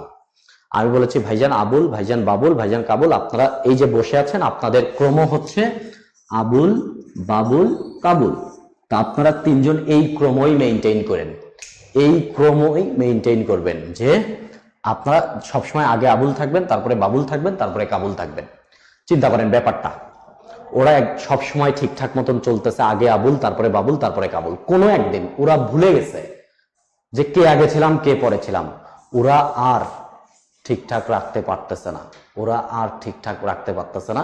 সেক্ষেত্রে তখন আমাদের একটু ভিন্ন চিন্তা করেন তো, প্রথম জনের নাম আবুল, তারপরের জনের নাম আবুল, তারপরের জনের নাম আবুল। বলেন, ওরা পাগল হোক আর ঘুরে বেড়াক, যাই ভাবেই বসুক না কেন, যেভাবেই বসুক না কেন, ক্রমে হবে আবুল, আবুল, আবুল, আবুল, আবুল, আবুল। ক্রমের পরিবর্তন হবে না। তার মানে ক্রমের পরিবর্তন হবে না কখন? যখন তারা একই নামের হবে। তার মানে যারা ক্রম পরিবর্তন করবে না তাদের জোর করে আমি একই নাম দিব, কারা ক্রম পরিবর্তন করবে না? এ ই, এরা ক্রম পরিবর্তন করবে না। এ ই, তাহলে এই এর নাম দিলাম আমি কে, এর নাম দিলাম কে, এর নামও দিলাম কে। এবার বলেন, সবার নাম সেম, উলট পালট করুক, যাই করুক, ক্রমের কোনো পরিবর্তন হবে না। তাহলে মোট আছে কয়টা? 8টা। 8 ফ্যাক্টোরিয়াল, কে আছে 3টা, 3 ফ্যাক্টোরিয়াল, 8 ফ্যাক্টোরিয়াল বাই 3 ফ্যাক্টোরিয়াল। বলেন, আমার অ্যালফাবেটে এখন কোনো এ নাই, কেননা এর নাম রাখছি কে। তার মানে যারা ক্রম পরিবর্তন করবে না তাদের আমরা একই নামে দিব। এখন আমরা একটু যখন অঙ্ক করব, আপনারা যখন বাসায় অঙ্ক করবেন, তখন অবশ্যই একটু দেখবেন, যে গুণের ব্যাপারে, যোগের ব্যাপারে, এবং ব্যাপারটা একটু কনসাসলি করার ট্রাই করবেন, কোনটা বিন্যাস, কোনটা সমাবেশ, আর প্রস্তুতি একটু ভালো মতন নিতে হবে। ওকে, আমরা একটা বিষয় নিয়ে একটু আলোচনা করি, সেটা হচ্ছে আমাদের সামনে ভর্তি পরীক্ষা।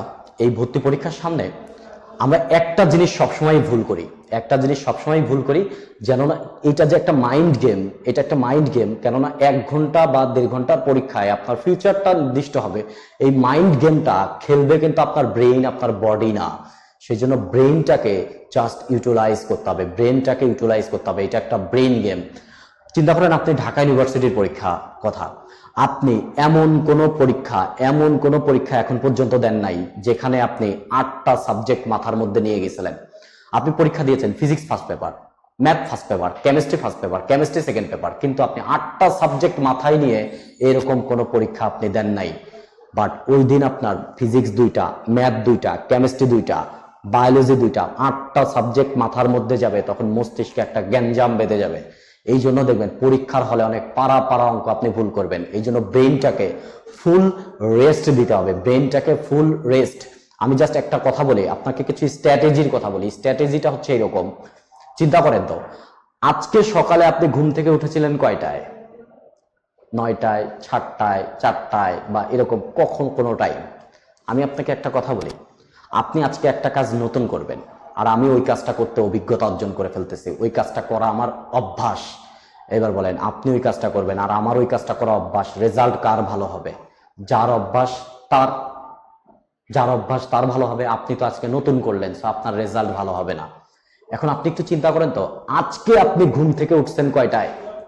আপনি ঘুম থেকে উঠছেন যদি 7টায়, ঢাকা ইউনিভার্সিটি ভর্তি পরীক্ষা যেদিন 10টায় হইতো, আপনি কি 7টায় উঠতেন?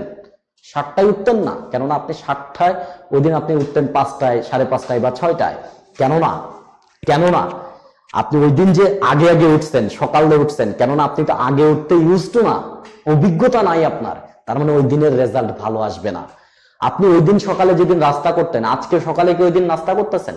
ওই দিন সকাল 10টা থেকে আপনি কোশ্চেন সলভ করা শুরু করতেন, এমসিকিউ সলভ করা শুরু করতেন, আজকে 10টায় কি আপনি এমসিকিউ সলভ করতেছেন?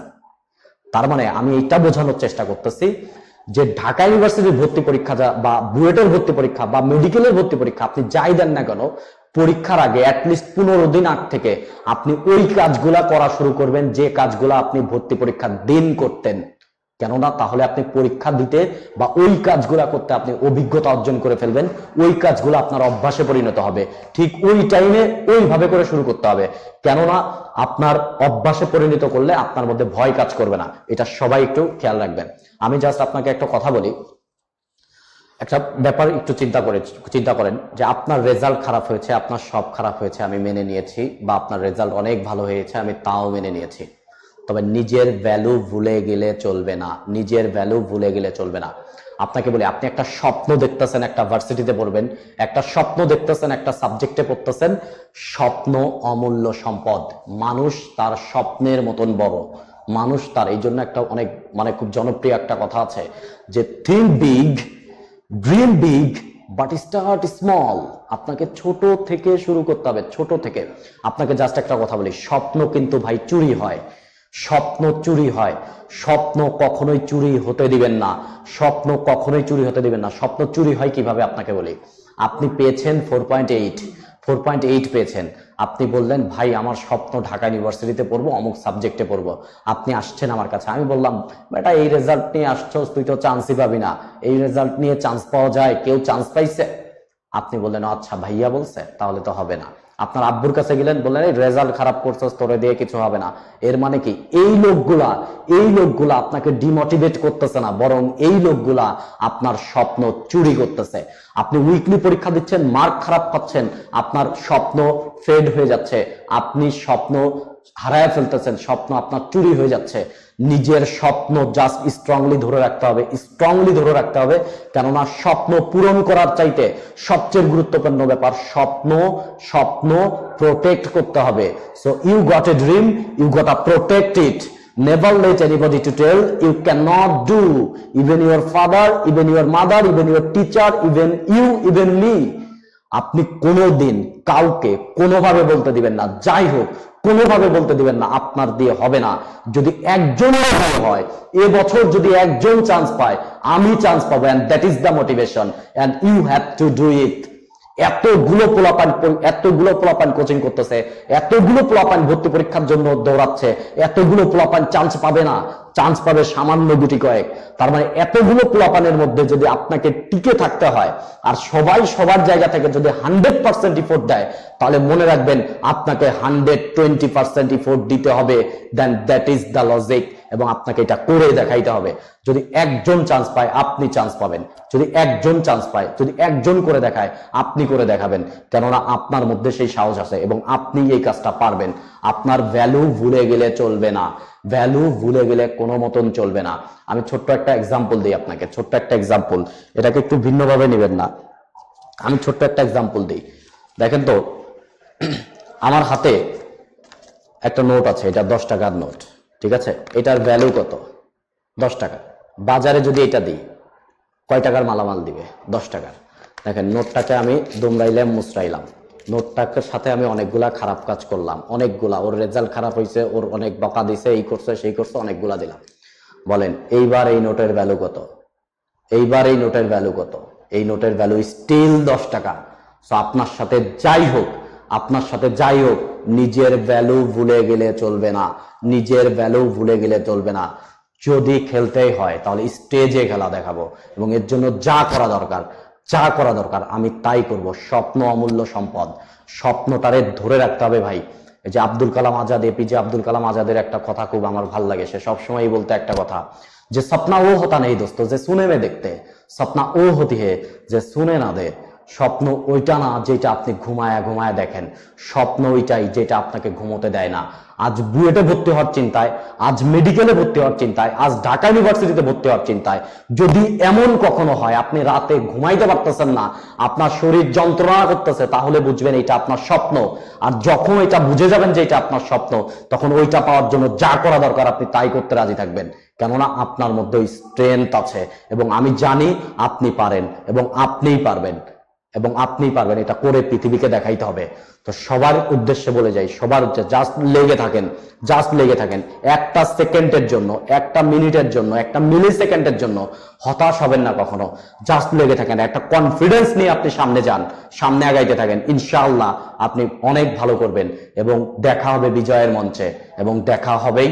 সবাই অনেক অনেক ভালো থাকবেন, সবার সুস্থতা এবং সবার আসন্ন ভর্তি পরীক্ষার সাফল্য কামনা করে আমি বিদায় নিচ্ছি। সবাই আমার জন্য দোয়া করবেন, অনেক অনেক ভালো থাকবেন। শুভরাত্রি।